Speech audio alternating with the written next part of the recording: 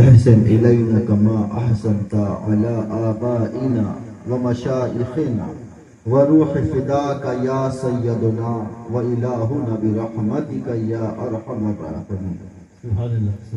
أما بعد فأعوذ بالله من الشيطان الرجيم. بسم الله الرحمن الرحيم. قد جاءكم من الله نور وكتاب مبين. سبحان اللہ سبحان اللہ.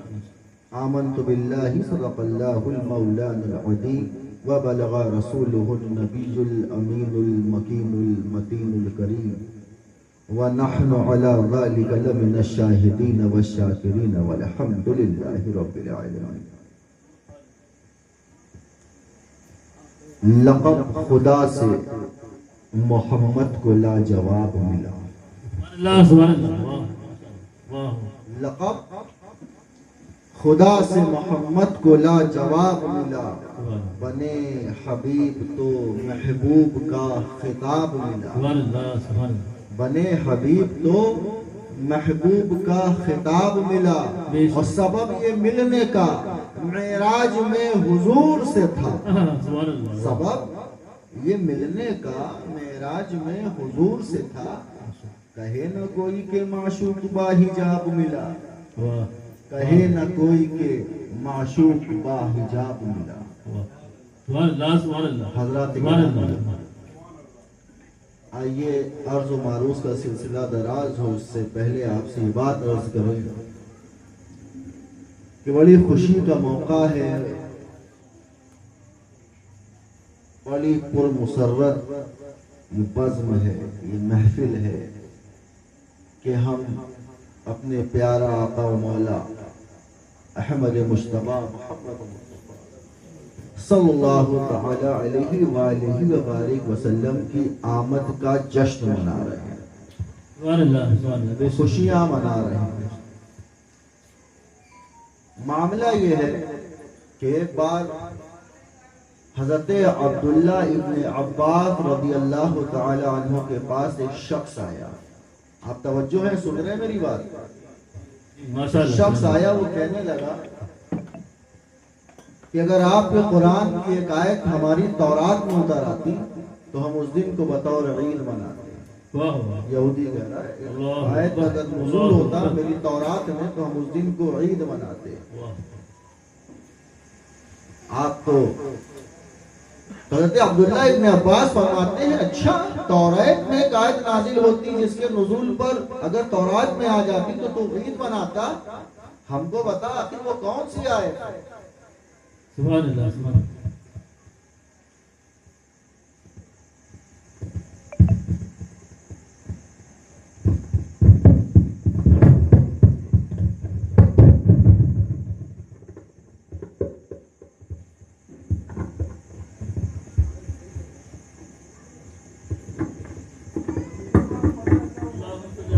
مولانا محمد وآلہ وآلہ وسلم صلو علیہ صلاۃ و سلام علیہ یا سیدی یا مرشدی یا مولائی یا حبیبی یا رسول اللہ صلی اللہ علیہ نبی علیہ صلی اللہ تعالی علیہ وسلم صلاۃ و سلام علیہ یا رسول اللہ. اگر نزول ہوتا تو عید مناتا. بتا آخر وہ کون سی آیت ہے؟ وہ آیت پڑھنے لگتا ہے الیوم اکملت لکم دینکم. سبحان اللہ ماشاء جس اللہ. دن آپ کا دین مکمل کیا آپ کے رب نے اور یہ فرما دیا کہ آپ کے دین کامل ہو گیا. اگر یہ آیت ہماری تورات میں اترتی تو ہم اس دن کو عید مناتے. کہا تو عید مناتا. نحن نزلت فی یوم عیدین. سبحان اللہ سبحان اس کے اللہ. نزول پر ہم پہلے ہی دو عیدیں مناتے ہیں، سبحان فی اللہ. یوم جمعہ و فی یوم عرفہ. کہ یہ یوم عرفات میں نازل ہوئی. یوم عرفہ بھی مسلمانوں کے لیے عید کا دن ہے اور یہ جمعہ کے روز نازل ہوئی تھی. تو سوچئے یہ جمعہ بھی ہر مسلمانوں کے لیے عید کا دن ہے. سبحان اللہ. اب قابل توجہ بات یہ ہے کہ جب ایک آیت کے نزول سے جب ہمیں دو عیدیں مل رہی ہیں، سبحان اللہ سبحان اللہ. ایک آیت کے نزول سے جب ہم کو دو عیدیں مل رہی ہیں، سوچئے جس دن کل آیتوں والا نبی آیا، سبحان اللہ سبحان اللہ. وہ صاحب قرآن آیا ہو، ارے وہ ایک عید کیا دو عید کیا، وہ کروڑوں عیدوں سے افضل ہے. ارے یہ وہ عید ہے جس کے صدقے میں ہمیں تمام عیدیں ملی ہیں. اگر یہ 12 ربیع الاول کی عید نہ ہوتی تو نہ ہمیں شوال کی عید یہ صدقہ ہے نبی کی آمد کا. وہ رب کائنات فرماتا ہے لولا لما خلقت الافلاک، میرے محبوب اگر آپ نہ پیدا کیے جاتے تو کچھ نہ پیدا کیا جاتا. سبحان اللہ سبحان اللہ. آئیے عرض و معروض کا سلسلہ چند لمحوں کے یہ دراز ہو سے قبل وہ ذات جس کو اللہ تبارک و تعالیٰ نے اسر و معراج و عراج سے سرفراز فرمایا، لامکاں کے مکی ہونے کا مقام عطا فرمایا، معراج کا دولہا بنایا، اپنے دیدار سے مشرف فرمایا، جس کی زلفوں کو واللیل کہا، جس کے مکھڑے کو والضحیٰ کہا، جس کے سینے کو لم نشرح کہا، جس کے ذکر کو ورفعنا لک ذکرک، جسے اول بھی بنایا، جسے آخر بھی بنایا، جسے علی کا بھائی بنایا، جسے سیدہ کا بابا بنایا، حسنین کا نانا بنایا، اس کائنات تصوف کے رخ رواں، رحمت کل جہاں، سیاح لامکاں، وجہ کل فقاں، مختار دو جہاں، شہنشاہ کونین، مالک دارین، صاحب قاب قوسین، ہادی سبل، ختم رسل، مولائے کل، نور علی نور، شافع یوم النشور، آمنہ کے دل کا سرور، انوار شب تہجور، آسمان نبوت کے نیر عظم، مالک رقاب امم، وصف جن کا نون والقلم، طاؤس مرگ ذات ارم، سراپا کرم ہی کرم، ازل صبح کے مہر مبین، شبستان عبد کے محجبی، نگاہ کبریا کے نازنی، ظہور شان رب العالمین، یعنی کہ محمد مصطفیٰ صلی اللہ تعالی علیہ وآلہ وبارک وسلم کی بارگاہ بے کس پناہ میں درود شریف کا نذرانہ پیش کریں اور آواز بلند پڑھیں. فرمائیں اللہم صلی محمد وآلہ وآلہ وسلم صلو علیہ الصلوۃ والسلام علیک یا سیدی یا حبیبی یا رسول اللہ صلی اللہ علیہ وسلم. حضرات گرامی، اچھا میرا یہ شغل بھی نہیں ہے اور میرا یہ طریقہ بھی نہیں ہے کہ میں آپ سے کہوں کہ کہہ دیجئے سبحان اللہ یا تڑپ کے کہہ دیجئے، مچل کے کہہ دیجئے. تڑپ بڑی دوسری شے ہوتی ہے، تڑپنا بڑی دوسری چیز ہوتی ہے، یہ عاشقوں کا کام ہوتا ہے تڑپنا. خیر عشق کے موضوع پر انشاءاللہ ہم پہنچے. تو میں آپ سے عرض کر رہا تھا کہ یہ وہ میلاد ہے جو حضور کی آمد کا جشن ہم لوگ منا رہے ہیں. سبحان اللہ سبحان اللہ. بے شک آپ نے کیا سوچا کہ میں یہاں آ گیا، میں نے تقریر کر دی، حافظ صاحب اور نیازی صاحب، قاری صاحب نے نعت شریف سنا دی، اسلام آ گیا؟ اتنی آسانی سے اسلام آ گیا؟ آپ خوش نصیب ہیں کہ اسلام کے اس بہترین ماحول میں آپ اپنی زندگی بسر کر رہے ہیں. اتنی آسانی سے اسلام نہیں آیا ہے. ہمارے نبی کو گالیاں دی گئی ہیں مگر ہمارا نبی ان کو دعائیں دیتا گیا ہے تب جا کے آیا. سبحان اللہ. بے شک جس میں اطہر کو لہو لوہان کر دیا گیا ہے تب جا کے آیا اسلام. چند کھجوروں پر گزارا کیا ہے تب جا کے اسلام آیا ہے. اپنا گھر بار چھوڑنا پڑا ہے تب جا کے اسلام آیا ہے. امیر حمزہ کا کلیجہ چبایا گیا ہے تب جا کے اسلام آیا ہے. مولا علی کی مسجد میں شہادت ہوئی ہے تب جا کے آیا ہے. ننھا امام علی اصغر دیا گیا ہے تب جا کے اسلام آیا ہے. چمنستان رسالت کے تمام بہتے ہوئے پھول کربلا کی سرزمین پر بکھر کے رہ گئے تب جا کے آیا اسلام. ارے امام حسین نے نو کے نیزے پر بلند ہو کر قرآن کی تلاوت کی ہے تب جا کے آیا اسلام. آپ نے کیا سوچا کہ اتنی آسانی سے اسلام آ گیا؟ حضرات گرامی، ہم کو سمجھنا پڑے گا کہ یہ شریعت و طریقت ہے کیا. بہت سے لوگ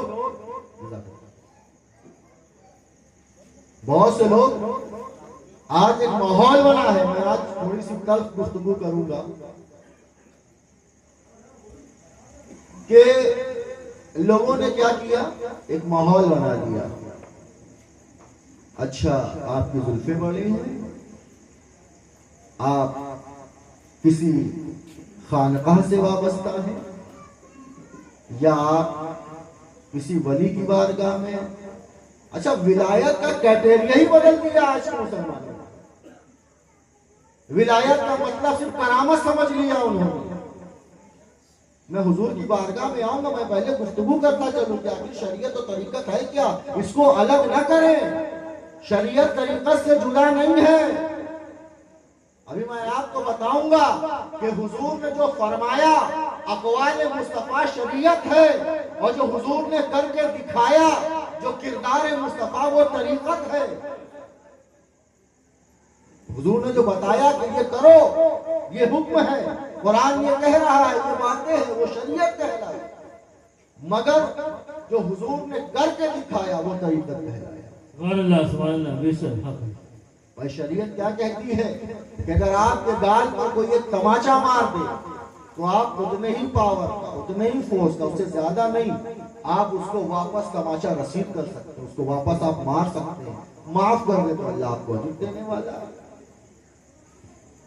مار سکتے ہیں، اجازت ہے، ایسی بات نہیں۔ اگر آپ نے جس نے آپ کو جتنی اذیت دی ہے آپ اس کو دے سکتے ہیں، مگر قربان جاؤں اپنے مصطفیٰ صلی اللہ علیہ وآلہ وسلم کی ذات بابرکت پر کہ لوگوں نے نہ جانے کتنی اذیت دی، کتنے ظلم و ستم ڈھائے، مگر ہمارا نبی سب کو معاف کرتا چلا۔ یہ کردار ہے، اور آپ کے گھرانے نے، اور بالخصوص جو اولیاء کرام کے جو خانقاہیں تمام ممالک میں، انہوں نے حضور علیہ السلام کے کردار پر عمل کر کے دکھایا ہے۔ آج جو امت مسلمہ جو جڑی ہے، جو ان سے عقیدت اور محبت رکھتی ہے، آج غریب نواز سے کتنے لوگ محبت کرنے والے ہیں، کتنے شہدائیں ہیں، کتنی محبت کرتے ہیں۔ آپ کی علم کی بنیاد پر نہیں کرتے ہیں، علم تو تھا ہی آپ کے پاس، آپ کے کردار کی بنیاد پر آپ سے محبت کرتے ہیں، آپ کے اخلاق کی بنیاد پر آپ سے محبت کرتے ہیں۔ اور ہمارا اخلاق کیا ہے کہ اگر کوئی بچہ سلام کرے تو ہم جواب دیتے ہیں، یہ جواب ہوا سلام کا، جواب دینا واجب ہے میاں۔ اگر کوئی چھوٹا ہے تو ہم انتظار کریں گے کہ پہلے وہ سلام کرے۔ ارے ہمارا نبی تو وہ تھا جو بچوں کو بھی سلام کرتے تھے پہلے۔ آج ہم اس انتظار میں رہتے ہیں کہ اگر وہ چھوٹا ہے تو وہ سلام کرے۔ یہ ہمارے نبی کا کردار ہے، اور ہم اپنے عشق نبی کا دعویٰ کرتے ہیں۔ جہاں دعویٰ ہے سمجھ لیجئے دعویٰ محبت کا دعویٰ تکذیب کی علامت ہے، وہ جھوٹا ہے جو دعویٰ کرتا ہے۔ جہاں محبت ہے وہاں دعوے کی ضرورت نہیں ہے، اس کا کردار بتاتا ہے کہ وہ کس بارگاہ کا غلام ہے۔ میں شریعت و طریقت کی بات میں عرض کر رہا تھا، حضرات گرامی، نبی کی وہ ذات ہے جس کو اللہ تبارک و تعالیٰ نے اپنا حبیب بنایا، اور کہا میرے حبیب آپ نہ ہوتے تو کچھ نہ ہوتا۔ وجہ تخلیق کائنات ہے رسول جان رحمت، مگر باوجود اس کے کتنی قربانیاں پیش کر رہے ہیں، کتنی اذیتیں اٹھا رہے ہیں، کتنے ظلم و ستم ان کے اوپر ڈھائے جا رہے ہیں۔ یہ ہمارے نبی کا کردار ہے کہ مسکرا کے سارے ظلم و مظالم کو اپنے اوپر لیے جا رہے ہیں۔ ہم اس کردار کو بھول گئے، اس محبت کے تقاضے کو بھول گئے ہیں۔ اگر اسی کردار کو اگر کسی نے اپنایا ہے اور اپنی زندگی میں عملی جامہ پہنایا ہے تو ان خانقاہوں نے پہنایا، طریقت والوں نے پہنایا ہے۔ آپ ولیوں کو صرف کرامت سے نہ جانے، ایک بات جان لیجئے، ہر عالم ولی نہیں ہوتا، ہر عالم ولی نہیں ہوتا، لیکن ہر ولی عالم ضرور ہوتا ہے۔ متخذ اللہ ولی جاہل، اللہ کسی جاہل کو اپنا دوست نہیں بناتا۔ لم یکن لہ ولی من الذل، اس سے ذلیل کوئی چیز ہی نہیں۔ کسی کو پہلے ہی علم ہوتا ہے، کسی کو ولایت کے بعد علم عطا فرما دیتا ہے، مگر علم کی دولت سب کے سینے میں رکھتا ہے۔ حضرات گرامی، شریعت کا قانون اور طریقت کے قانون میں تھوڑا سا فرق ہے، بڑا لطیف فرق ہے۔ آپ سے عرض کروں، آپ نماز پڑھ رہے ہیں، شریعت کہہ دیا کہ الصلاۃ، نماز قائم کیا، آپ نے نماز قائم کیا، رکوع کیا، تلاوت، آپ نے تلاوت کیا، رکوع کیا، قیام کیا، سجدے میں گئے، نماز سے آپ فارغ ہوئے، اپنے ہاتھوں کو اٹھایا، اللہ یہ دے دے، اللہ رزق دے، دولت دے، اولاد دے، صحت دے، مانگنے لگ گئے یہ دے دے وہ دے دے. مگر جو صاحب طریقت ہوتے ہیں، جو عشق والے ہوتے ہیں، اصل میں عشق والے، دعوے والے نہیں. جا کے پوچھے کوئی حضرت بلال سے کہ عشق سے کہتے ہیں. اللہ سبحان اللہ، واہ، اصل عشق والے ہوتے ہیں. ہم نے ہاتھوں کو پھیلا لیا، مولا یہ دے دے وہ دے دے، یہ دے دے یہ بھی دے وہ بھی دے یہ بھی دے. مگر جو عاشق ہوتا ہے وہ ایسے نہیں پھیلاتا ہے. عاشق کا ہاتھ یوں نہیں ہوتا ہے، وہ یوں ہوتا ہے. اب آپ کہیں گے بارگاہ ازدہ میں ایسے ہاتھ کرنا، یہ کون سی گفتگو کر رہا ہے؟ ہاں، بڑی ذمہ داری کے ساتھ کر رہا ہوں. شریعت کا قانون، ہم عبادت سے فارغ ہوئے، اپنے ہاتھوں کو پھیلایا، مولا یہ بھی دے دے وہ بھی دے دے یہ دے دے. مگر عشق میں قانون بدل جاتا ہے، یہ بھی لے لے وہ بھی لے لے، 6 ماہ کا علی اصغر بھی لے لے، قاسم کی جوانی بھی لے لے، علی اکبر بھی لے لے، پورا گھرانہ لے لے. تو راضی ہوا کہ نہیں ہوا؟ تو خوش ہوا کہ نہیں ہوا؟ سبحان اللہ، سبحان اللہ، واہ واہ، ماشاء اللہ. یہاں صرف دیا جاتا ہے، لیا نہیں جاتا ہے کچھ. جب بڑے سے بڑے ولی امام حسین کے غلام جب قاصے میں پورے ندی کو لا سکتے ہیں، کیا امام حسین وہاں سمندر نہیں اتار سکتے؟ بے شک لا سکتے. کیا رب کی بارگاہ میں عرض کر دیتے تو کیا بات خارج ہو جاتی؟ لیکن یہ پیغام تھا انسانیت کو، یہ پیغام تھا انسانیت.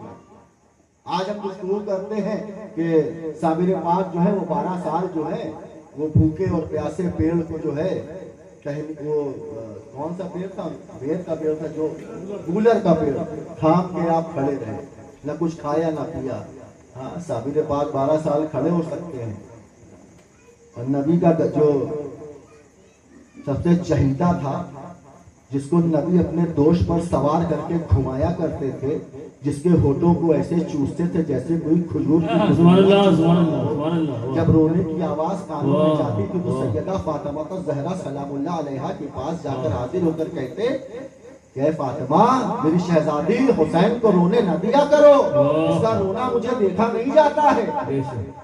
وہ نبی کا پیارا محبوب وہ 3 دن بھوکا پیاسا کیا ہو سکتا ہے؟ وہ 12 سال رہ سکتے ہیں، کیا امام حسین 3 دن نہیں رہ سکتے؟ یہ انسانیت کو درس دینا تھا. ارے اہل بیت اطہار علیہم السلام نے کوئی بھی چیز جو اللہ کی طرف سے عطا تھی اپنی ظاہری دنیا میں اس کو اپلائی نہیں کیا. انہوں نے جو عام انسان ہوتا ہے، جیسے عام انسان کی بھوک اور پیاس کی شدت ہوتی ہے، اسی انداز سے انہوں نے بسر کیا کہ یہ تمام انسانیت کو یہ درس ملے کہ یہ خدائی یا رب کی طرف سے عطا کردہ ہو کر کے نہیں دکھا رہے ہیں، بلکہ جو انسان پر گزرتی ہے ان تمام مراحلوں سے ہو کر گزر رہے ہیں. ابھی تو آج غیر مسلم بھی کہتا ہے نا کہ مسلمانوں تک امام محدود نہیں ہے. میں نے اس پر مقالے بھی لکھے، ریسرچ بھی کیا ہے. تمام غیر مسلموں نے امام حسین کی شان میں ایسی ایسی گفتگو کی ہیں، ایسے ایسے کلام کیے جنہیں بیان نہیں کیا جا سکتا. یہ دکھایا جا رہا ہے. مولا علی ہے، کوفے کی مسجد میں بیٹھ کر کیا کر رہے ہیں؟ جو کی روٹی اتنی کڑی تھی، گھٹنے سے توڑ کر پانی میں ڈبو کر کھا رہے ہیں. میں کہنے والا ہوں کہ اپنی ذات پر نہیں استعمال کرتے تھے. اب سوچئے مولا علی وہ شیر خدا، وہ قوت ازدا، جس نے خیبر کے قلعے پہ کیا آفت ڈھائی. ارے خیبر کے دروازے کو اٹھاڑ کر پھینک دیا. وہ شجاعت، وہ مولا علی کی شجاعت. اگر وہ چاہتے تو جو کی روٹی کو تو مسل کے رکھ دیتے، گھٹنے سے توڑ رہے ہیں. یہی تو بات ہے کہ اپنی ذات میں اس کی عطا کردہ طاقت کو استعمال کبھی نہیں کیا. بے شک. نعرہ تکبیر، نعرہ رسالت، جشن عید میلاد النبی، نعرہ حیدری. کبھی استعمال ہی نہیں کیا اس کا، کبھی نہیں استعمال کیا. حضرات گرامی، نبی علیہ الصلوۃ والسلام کی وہ زندگی انہی مراحلوں سے گزری ہے۔ آج ہم اچھی گفتگویں کر لیتے ہیں، لیکن اسلام اتنی آسانی سے نہیں آیا ہے۔ حضور نے جب اعلان نبوت کیا، مجھے بڑا افسوس ہوتا ہے وہ جو لوگ کہتے ہیں کہ 40 سال کے بعد نبی بنے، استغفر اللہ والعیاذ باللہ۔ نادان ہیں ایسے لوگ جن کو علم نہیں ہے اس بات کا۔ میرا نبی تو اس وقت بھی نبی تھا جب ابھی آدم کی خلقت بھی نہیں ہوئی۔ ان تو نبی قبل آدم بین الماء والمطی، جب ابھی پانی اور مٹی کے درمیان تھے آدم، اس سے پہلے بھی ہمارا نبی ہمارا نبی تو میں اس گفتگو پر آؤں گا، میں نور پر آ جاؤں گا، بالخصوص حضور کی ذات بابرکت نور کی تخلیق پر میں آپ کو آج ذکر کروں گا انشاءاللہ الرحمن۔ میں آپ سے عرض کر رہا کہ کیسے کیسے مظالم ڈھائے گئے جب حضور نے نبوت کا اعلان کیا، اللہ کی توحید کا اعلان کیا، سب دشمن بن گئے کفاران مکہ۔ حضور کو ایسی ایسی اذیتیں تھے، ایسی ایسی ظلم اٹھاتے جس کو آپ کو بیان نہیں کیا جا سکتا ہے۔ حضور حرم کعبہ میں نماز پڑھتے، جب نماز ادا کرتے، نماز میں بخاری شریف میں حضرت عمر رضی اللہ تعالیٰ عنہ سے روایت ہے کہ عقبہ بن ابی معیط نام کا ایک شخص تھا، وہ آیا اور چادر کو مموڑ کر کے رحمت للعالمین کا گلا گھونٹنے لگ گیا۔ اللہ اکبر، گلا گھونٹنے لگ گیا۔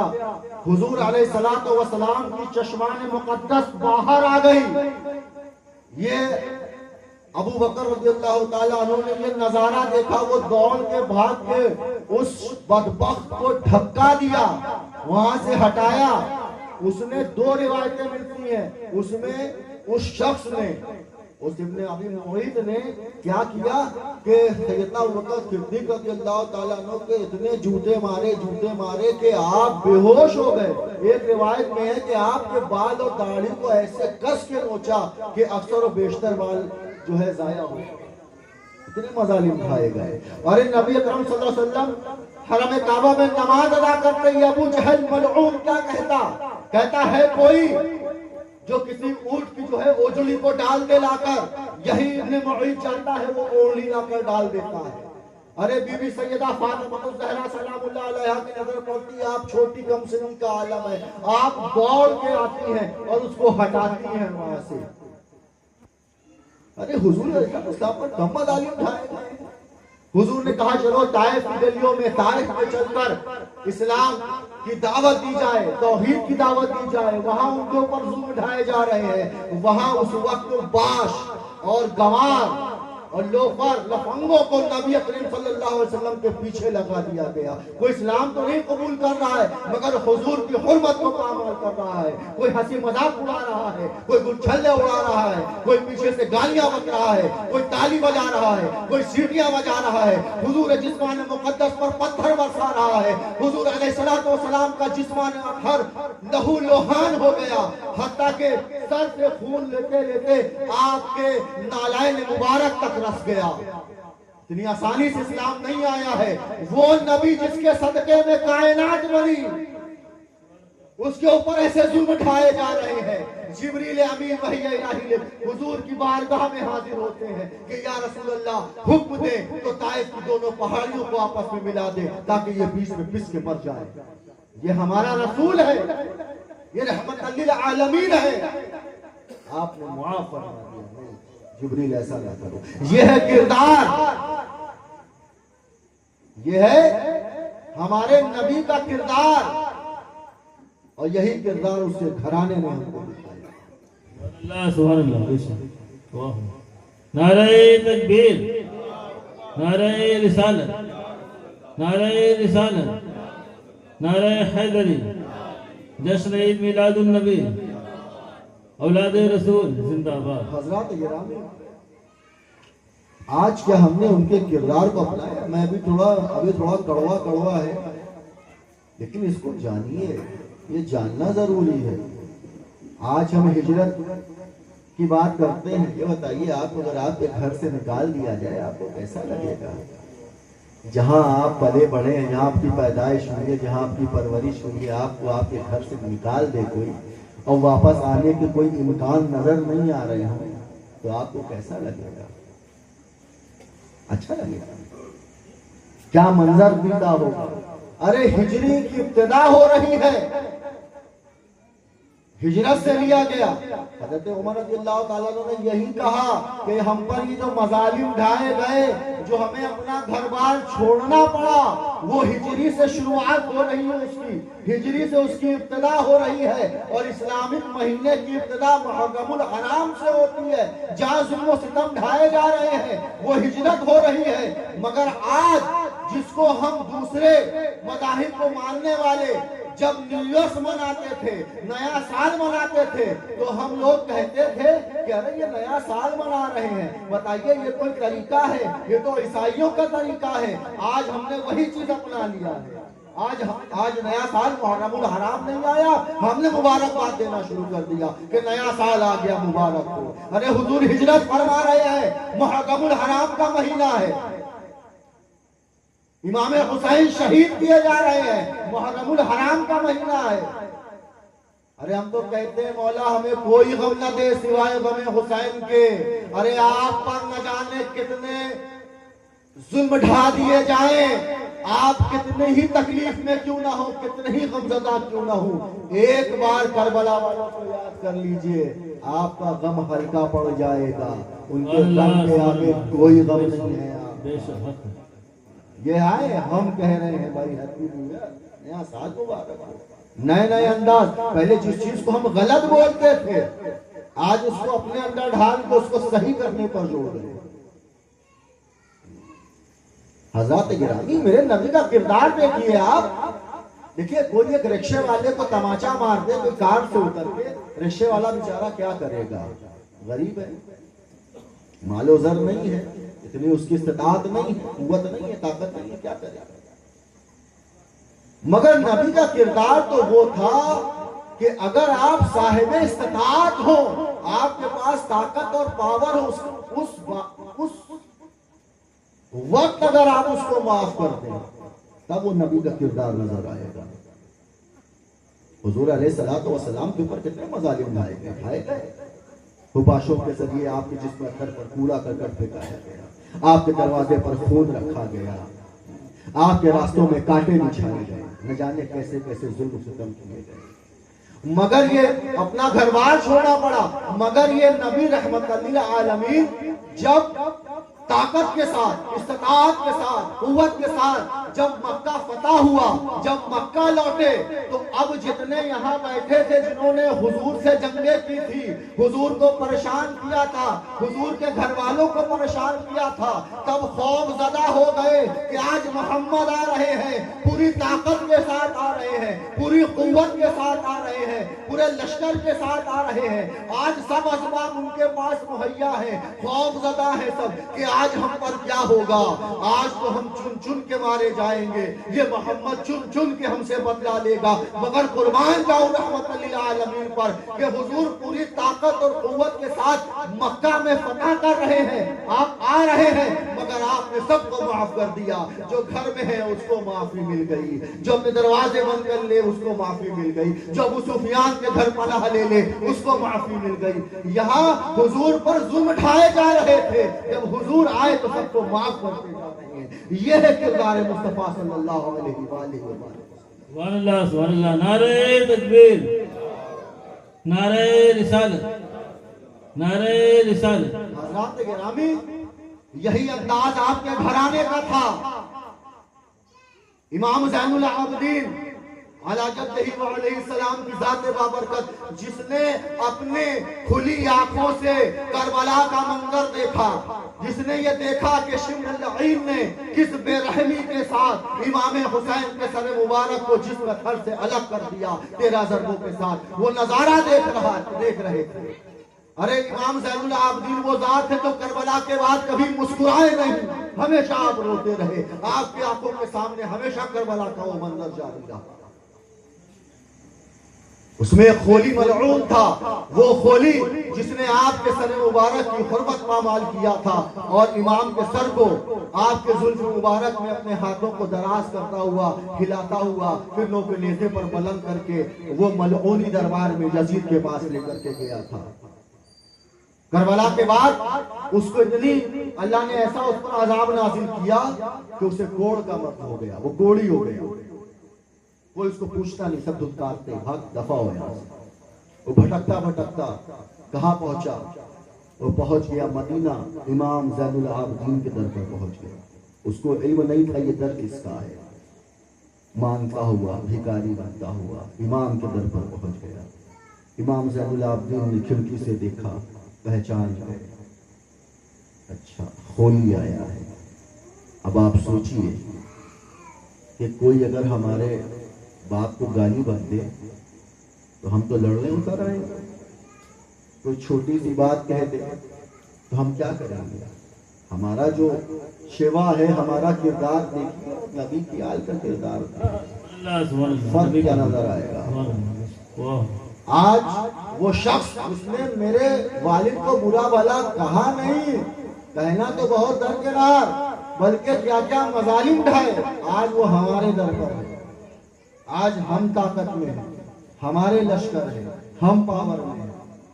آج عام انسان یہ سوچے گا نا کہ اس کو تو ایسی سزا دیں گے کہ یہ سوچ نہیں سکتا ہے، مگر قربان جاؤں والے مصطفیٰ کے کردار پر جیسے امام دیکھتے ہیں، کہتے ہیں جاؤ اپنے مریدوں سے کہتے ہیں جاؤ اس کو اچھا لباس دو، بڑا پھٹا پرانا لباس پہنے ہیں، بڑا پیاسا معلوم پڑتا ہے، جاؤ اس کو شربت پلاؤ، بھوکا بھی معلوم پڑتا ہے، جاؤ اس کو کھانا کھلاؤ، ضرورت ہو تو اس کو چند اشرفیاں بھی دے دو۔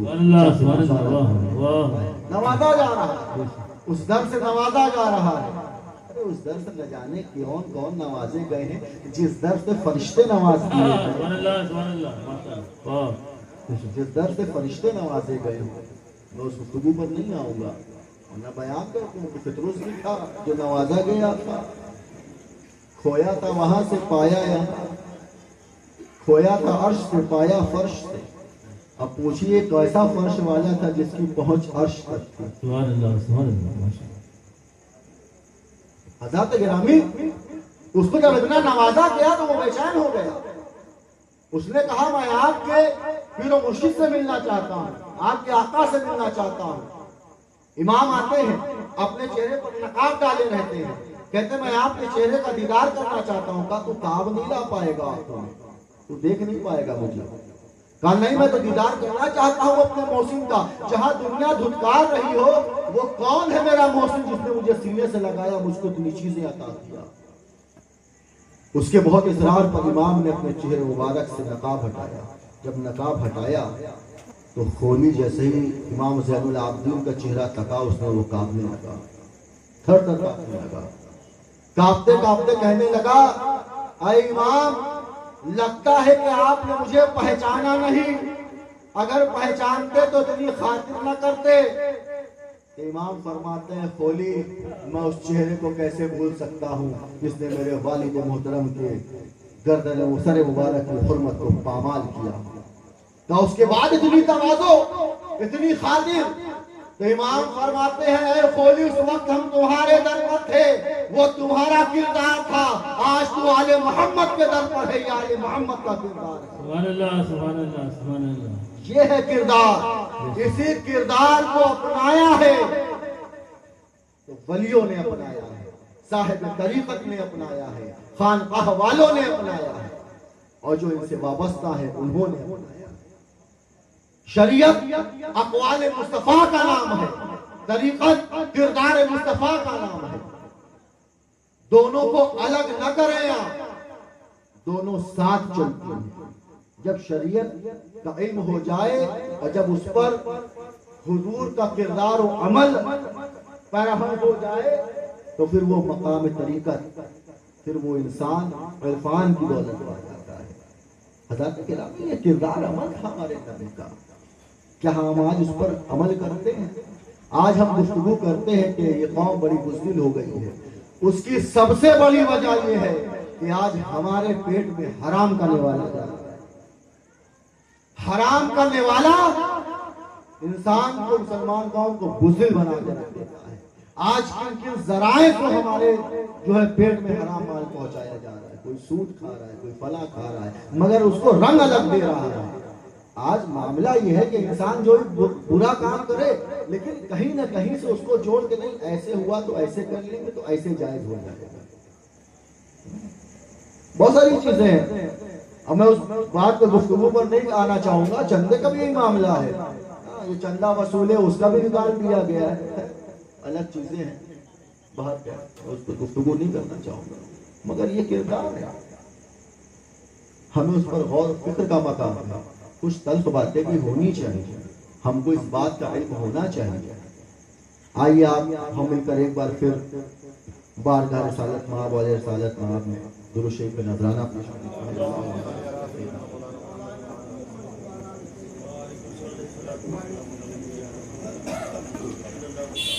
حضرات گرامی, نبی علیہ الصلوۃ والسلام کو جو لوگ کہتے ہیں کہ 40 سال کے بعد نبی بنے, تو یہ نبی کی تعریف نہیں ہوئی بلکہ یہ توہین رسالت ہے. یہ توہین رسالت ہے. میں 40 سال میں آپ نے اس کا اعلان کیا, اظہار کیا. میں توجہ چاہوں گا. اب میں جس وقت ہوٹل میں تھا, میں یہاں نہیں آیا تھا, تب بھی میں خطیب تھا. خطیب تھا کہ نہیں تھا؟ جب میں یہاں بیٹھا رہا تب بھی میں خطیب تھا. جب اپنے شہر الہ آباد میں تھا تب بھی خطیب تھا. میں نے اپنی خطابت کا اظہار یہاں پر آ کر مائک پر کیا. ارے ہمارا نبی تو تب بھی نبی تھا جب کوئی نہ تھا. اس نے 40 سال کی عمر میں اظہار کیا, اعلان کیا. کیا یہ مطلب نہیں کہ وہ نبی نہیں تھے؟ بہت سے لوگ کہتے ہیں کہ نبی ہمارے جیسے. اب کیا ہے, آیت کو پکڑتے ہیں کہ قرآن میں یہ آیت لکھی ہے کیا, قل انما انا بشر مثلکم. اس میں اللہ فرماتا میرے حبیب آپ کہہ دیجئے, آپ کہہ دیجئے کہ میں تم جیسا بشر ہوں, مگر مجھ پر وحی آتی ہے. اب کیا نکالا کہ دیکھا حضور تو خود کہہ رہے ہیں کہ وہ ہم جیسے بشر ہیں. ارے نادان, حضور نے یہ ضرور کہا کہ میں تم جیسا بشر ہوں, یہ تھوڑی کہا کہ تم بھی مجھ جیسے ہو. یہ تو کہا نا کہ میں تم جیسا ہوں مگر تم مجھ جیسے نہیں ہو. اصل میں کیا ہے کہ شیطان نے کہا تھا, ابلیس نے کہا تھا کہ اللہ میں تیرے بندوں کو بہکاؤں گا. جو برے بھلے ہیں, جو ٹیڑھے باکول ہیں, بدبخت ہیں, وہ تو میرے پارٹنر ہیں, وہ تو میرے ساتھی ہیں, وہ خود میرا ساتھ دیں گے. مگر جو تیرے نیک بندے ہیں جو ان کو میں بہکاؤں گا. کہا کیسے بہکائے گا؟ کہا ان کو بہکانے کے لیے میں جس ہتھیار کا استعمال کروں گا وہ تیرا کلام ہوگا, تیری کتاب ہوگی. اس کو دیکھ کر تو بہکے گا, اس کو دیکھ کر تو بہکے گا. قرآن خود فرماتا ہے کہ مجھ کو پڑھ کے بہت سے لوگ ہدایت پائیں گے اور بہت سے لوگ گمراہ ہو جائیں گے. ارے سمجھیے یہ آیت کا نزول, شان نزول کیا ہے؟ جب کوئی آیت کا نزول ہوتا ہے, وقت ہوتا ہے, حالات ہوتا ہے, ماحول ہوتا ہے, شان نزول ہوتا ہے. اس وقت کیا بیتی اس کے حساب سے ہوتا ہے, کیا وجوہات پیش آئے کہ اس آیت کا نزول ہوا وہ تو جانو. یہ آیت مکہ میں نازل ہوئی تھی. مکہ میں کون رہتا تھا اس وقت؟ مکہ میں بت پرست تھے, مکہ میں عیسائی تھے, مکہ میں یہودی تھے. یہ تمام لوگ موجود تھے, عیسائی بھی تھے, یہودی بھی تھے. اب آیت کیوں نازل ہوئی, میں آپ کو مختصر سا بیان کرتا ہوں. کیوں آیت نازل ہوئی کہ اللہ نے کہا کہ نبی آپ فرما دیجئے کہ میں تم جیسا بشر ہوں. اب سمجھیے اس کو کیوں کہا. وہاں عیسائی بھی تھے, یہودی بھی تھے. عیسائی سے پوچھا تم عیسیٰ علیہ السلام کو کیا مانتے ہو؟ کہنے لگے میں خدا کا بیٹا مانتے ہوں. اب کیوں مانتے ہو؟ ارے انہوں نے مردے کو زندہ کر دیا, مردے جلا دیا. ارے اللہ کے بیٹے نہیں ہے تو اور کیا. یہودی سے پوچھا عزیر کو کیا مانتے ہو؟ کہا حضرت عزیر علیہ السلام کو خدا کا بیٹا مانتے، کیوں مانتے ہو؟ کہا کہ نہر کی جو سوکھ چکی تھی انہوں نے اپنا لعاب دہن ڈالا، وہ جاری ہو گئی، اس لیے ہم ان کو جو ہے کیا مانتے ہیں؟ خدا کا بیٹا مانتے ہیں۔ رب یہ جانتا تھا، پاک پروردگار جل شانہ یہ جانتا تھا کہ جب میرے دوسرے نبی جنہوں نے چھوٹے چھوٹے معجزے دکھائے ان کو ان کے ماننے والوں نے خدا کا بیٹا بنا دیا، اب میں جس نبی کو بھیج رہا ہوں یہ سورج پلٹا رہا ہے، انگلی کے اشارے سے چاند کے 2 ٹکڑے کر رہا ہے، ارے جس کے اشارے پر جانور و شجر آ کے سجدے کر رہے ہیں، جن کے اشارے پر پہاڑ چلا آ رہا ہے، پہاڑ چلا جا رہا ہے، جس کی ہاتھوں میں کنکریاں کلمہ پڑھ رہی ہیں، ارے جس کے پیر کے نشان سخت چٹانوں پر پڑ رہے ہیں، ارے جنہوں نے اتنے چھوٹے چھوٹے معجزے دکھائے انہیں خدا کا بیٹا کہہ دیا، ارے یہ اتنے بڑے بڑے معجزے دکھا رہا ہے، کہیں اس کو خود خدا نہ کہنے لگ جائے، تو میرے حبیب آپ فرما دیجئے کہ میں خدا نہیں ہوں بلکہ میں تم جیسا بشر ہوں۔ ارے یہ آیت نازل ہوئی تھی توحید بچانے کے لیے، رسالت کی خدمت برباد کرنے کے لیے نہیں آئی تھی۔ اللہ، نعرہ تکبیر، نعرہ رسالت، نعرہ رسالت، جشن عید میلاد النبی، جشن عید میلاد النبی۔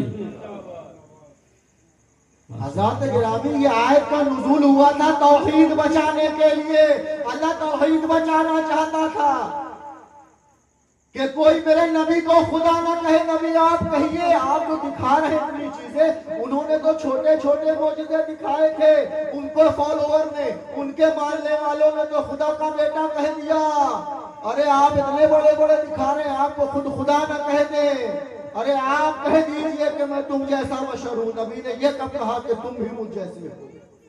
اپنے آپ کو نبی جیسا ماننے والوں، ابھی نبی اکرم صلی اللہ علیہ وسلم کے اجزائے مبارک کی گفتگو کرو گے تو پریشان ہو جاؤ گے، تمہارے پسینے سے بدبو آتی ہے، ہمارا نبی جدھر سے گزر جائے وہ جگہ معطر ہو جائے۔ سبحان اللہ، بے شک، بے شک۔ ارے مومن تو مومن، کافر بھی کہتا بڑی خوشبو آ رہی ہے، لگتا ہے محمد گزرے ہوئے۔ سبحان اللہ، سبحان اللہ، یہ شان تھی ہمارے نبی، سبحان اللہ۔ یہ شان تھی ہمارے نبی کے، اپنے جیسا بدبخت۔ ارے قرآن پڑھو تو مطالعہ تو کرو قرآن کا، ارے قرآن میں وہ رب کائنات اپنے حبیب پہ قصیدے پڑھ رہا ہے، قصیدے، میں اس کی تفسیر پر نہیں جاؤں گا۔ الذی یتبعون رسول النبی الامی، اے لوگوں اتباع کرو اس کی، کس کی؟ جو نبی بھی ہے، رسول بھی ہے، امی بھی ہے۔ رسول کہہ دیا، نبی بھی کہہ دیا، تو امی کہنے کی کیا ضرورت تھی؟ رسول تمام رسالت کے حامل، نبی علوم اخبار غیبیہ کے حامل بن گئے۔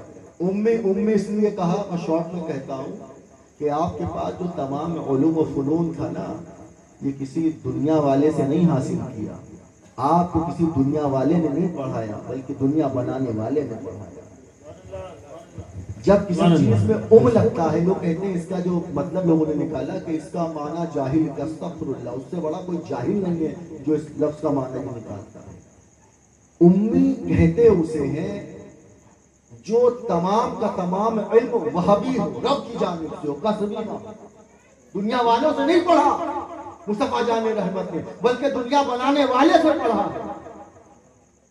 اس لیے آپ کو امی کا۔ اور ایک چیز اور بھی ہوتی ہے، جیسے کہتے ہیں نا ام القرا، یعنی مکے کو کہا گیا جہاں تمام فضیلتیں جس شہر میں جمع ہو جاتی ہیں اس لیے اس کی بن جاتی ہے۔ جیسے قرآن کو کہتے ہیں ام الکتاب، یعنی تمام کتابوں کا علم جس کتاب میں جمع ہو جائے وہ اس کی بن جاتی ہے، اس لیے قرآن کو کہا گیا ام الکتاب، تمام کتابوں کی جمع۔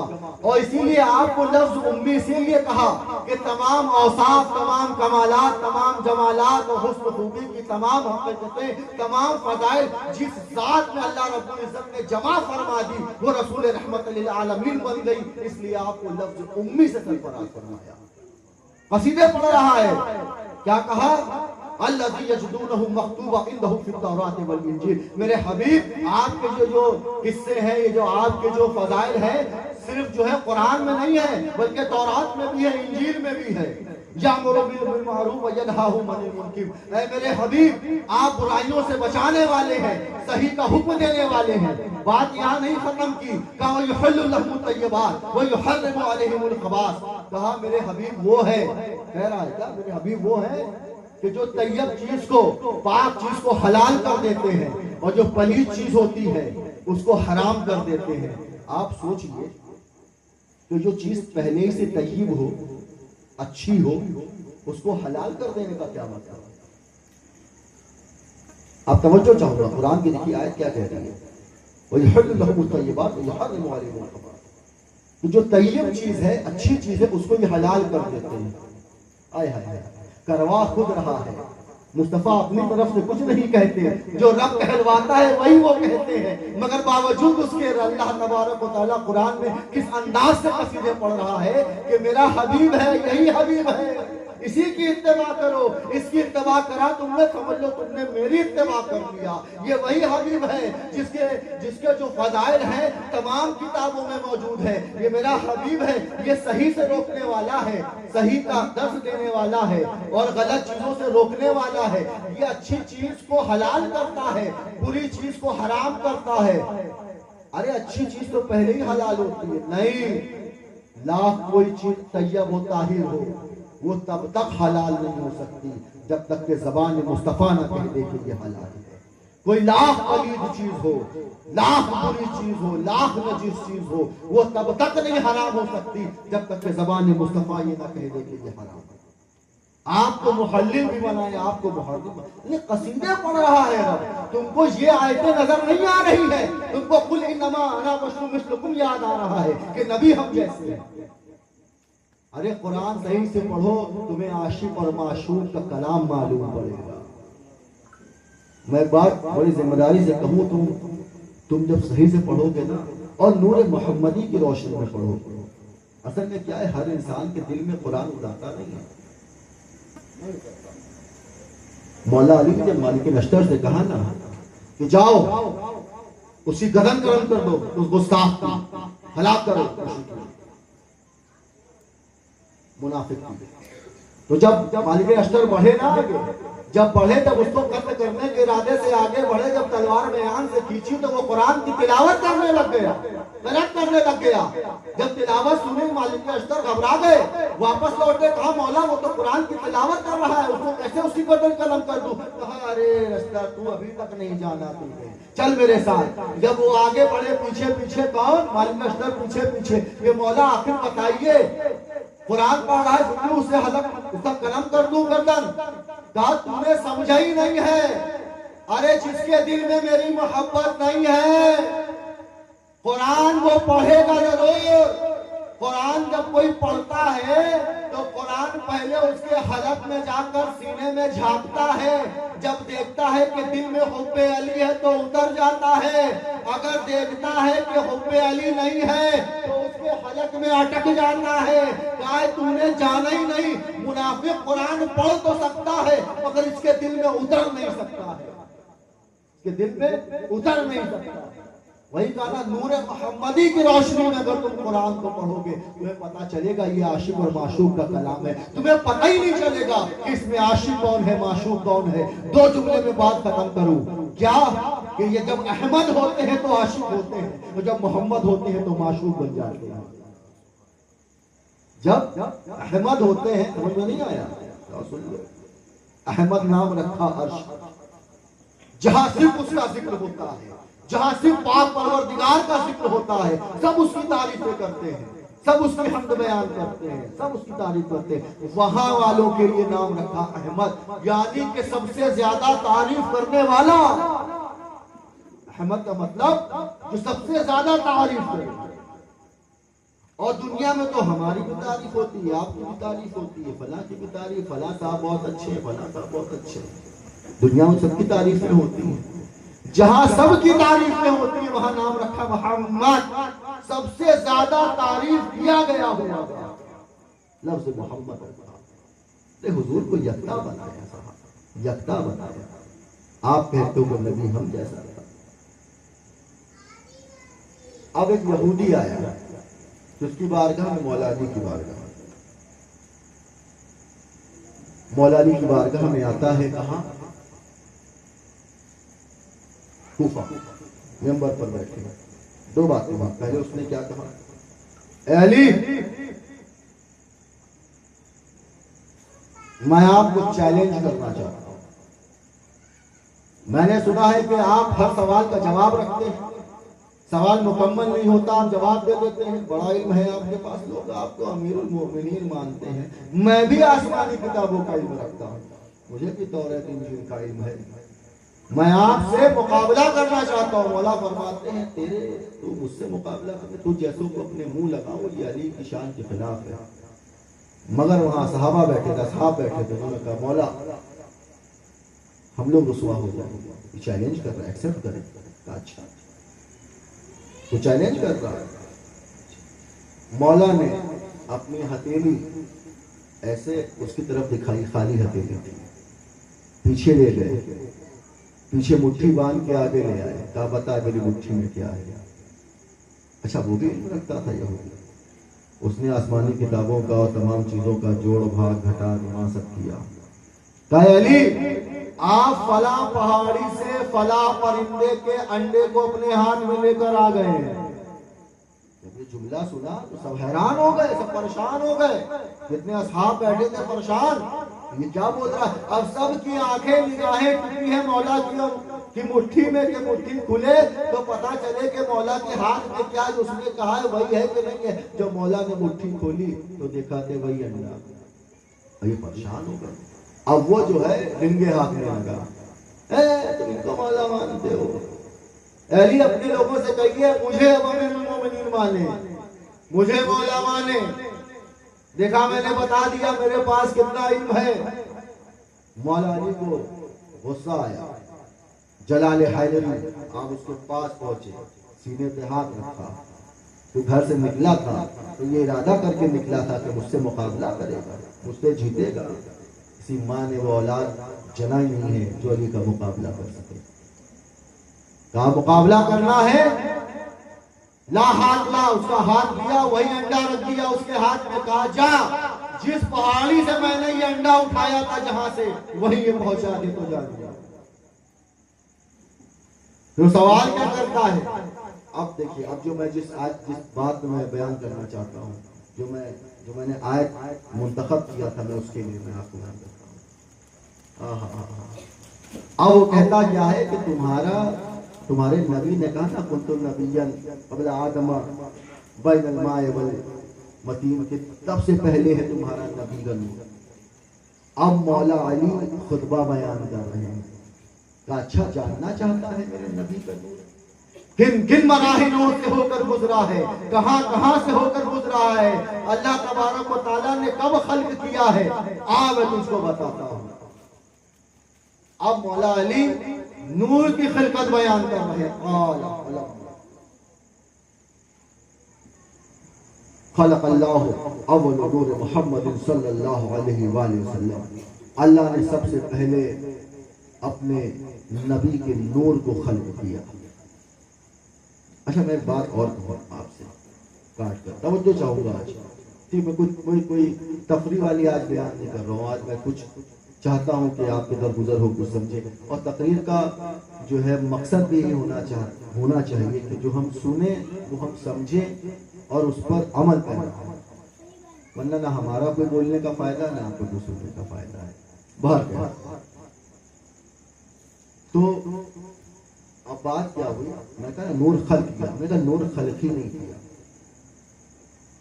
نور خلق ہی نہیں کیا. اچھا اللہ تبارک و تعالیٰ نے جو اپنی سب سے زیادہ جسی چیز پر ناز کیا ہے وہ اپنی خلقت پر ناز کیا ہے کہ میں نے یہ خلق کیا، میں نے وہ خلق کیا. بے شمار جگہ بیان فرمایا.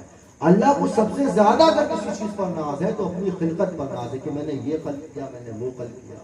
خلق الموت والحیات لیبلوکم ایکم احسن عملا وهو العزیز الغفور. بے شمار آیتیں ہیں. لقد خلقنا الانسان فی احسن تقویم. اور بے شمار چیزوں سے میں خلقت پر ناز تھا.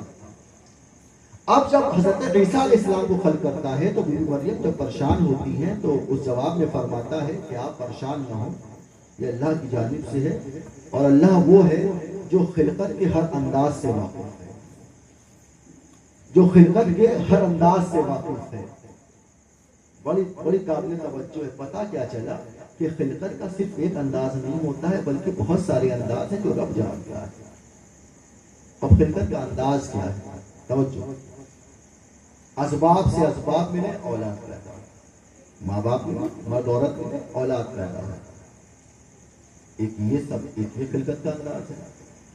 اب انسان تو اتنا ناشکرا ہے کہ یہاں بھی دعویٰ کرتے ہیں کہ لو ہم بھی خالق بن گئے، ہماری بھی خلقت ہو گئی، ہم ملے کسی سے اولاد ہو گئی، یہ میری خلقت ہے۔ انسان تو ہر جگہ ناشکرا ہے۔ اس نے ایک دوسرا انداز کیا، اس نے کیا کیا؟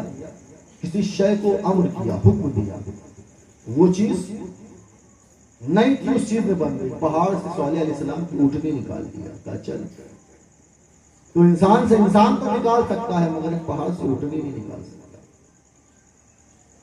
یہ ایک انداز ہو گیا۔ پھر ایک انداز ہوا، قرآن نے فرمایا انما امرہ اذا اراد شیئا ان یقول له کن فیکون، کہ جب اللہ نے چاہا، جب اس نے ارادہ کیا، شیئا ان یقول له، شے سے کہا، ان یقول له، اس سے کہا کن ہو جا، بس وہ ہو گئی۔ اچھا، بعض ذہنوں کے جو مغالطہ ہے کہ کن سے پہلے کچھ نہ تھا۔ لوگ یہ کہتے ہیں نا کہ کن سے پہلے کچھ نہ تھا، کن کہہ کے اللہ نے پوری کائنات خلق کیا۔ اب آیت کچھ اور کہہ رہی ہے، ان یقول لہو، کہ اس اللہ نے، اس رب نے اس سے کہا، توجہ، اس سے کہا، تو اس سے یعنی کچھ تو موجود ہے جس سے وہ کہہ رہا ہے۔ ان یقول لہو، اس سے کہا، اس سے کا مطلب ہے کہ کچھ نہ کچھ تو ہے جس سے وہ کہہ رہا ہے کہ ہو جا۔ معلوم پڑا لفظ کن سے بھی محمد کا نور نہیں آیا، یہ لفظ کن سے بھی پہلے ہے۔ اب مولا علی کیا فرما رہے ہیں؟ خلق نور محمد قبل عرش، عرش سے پہلے،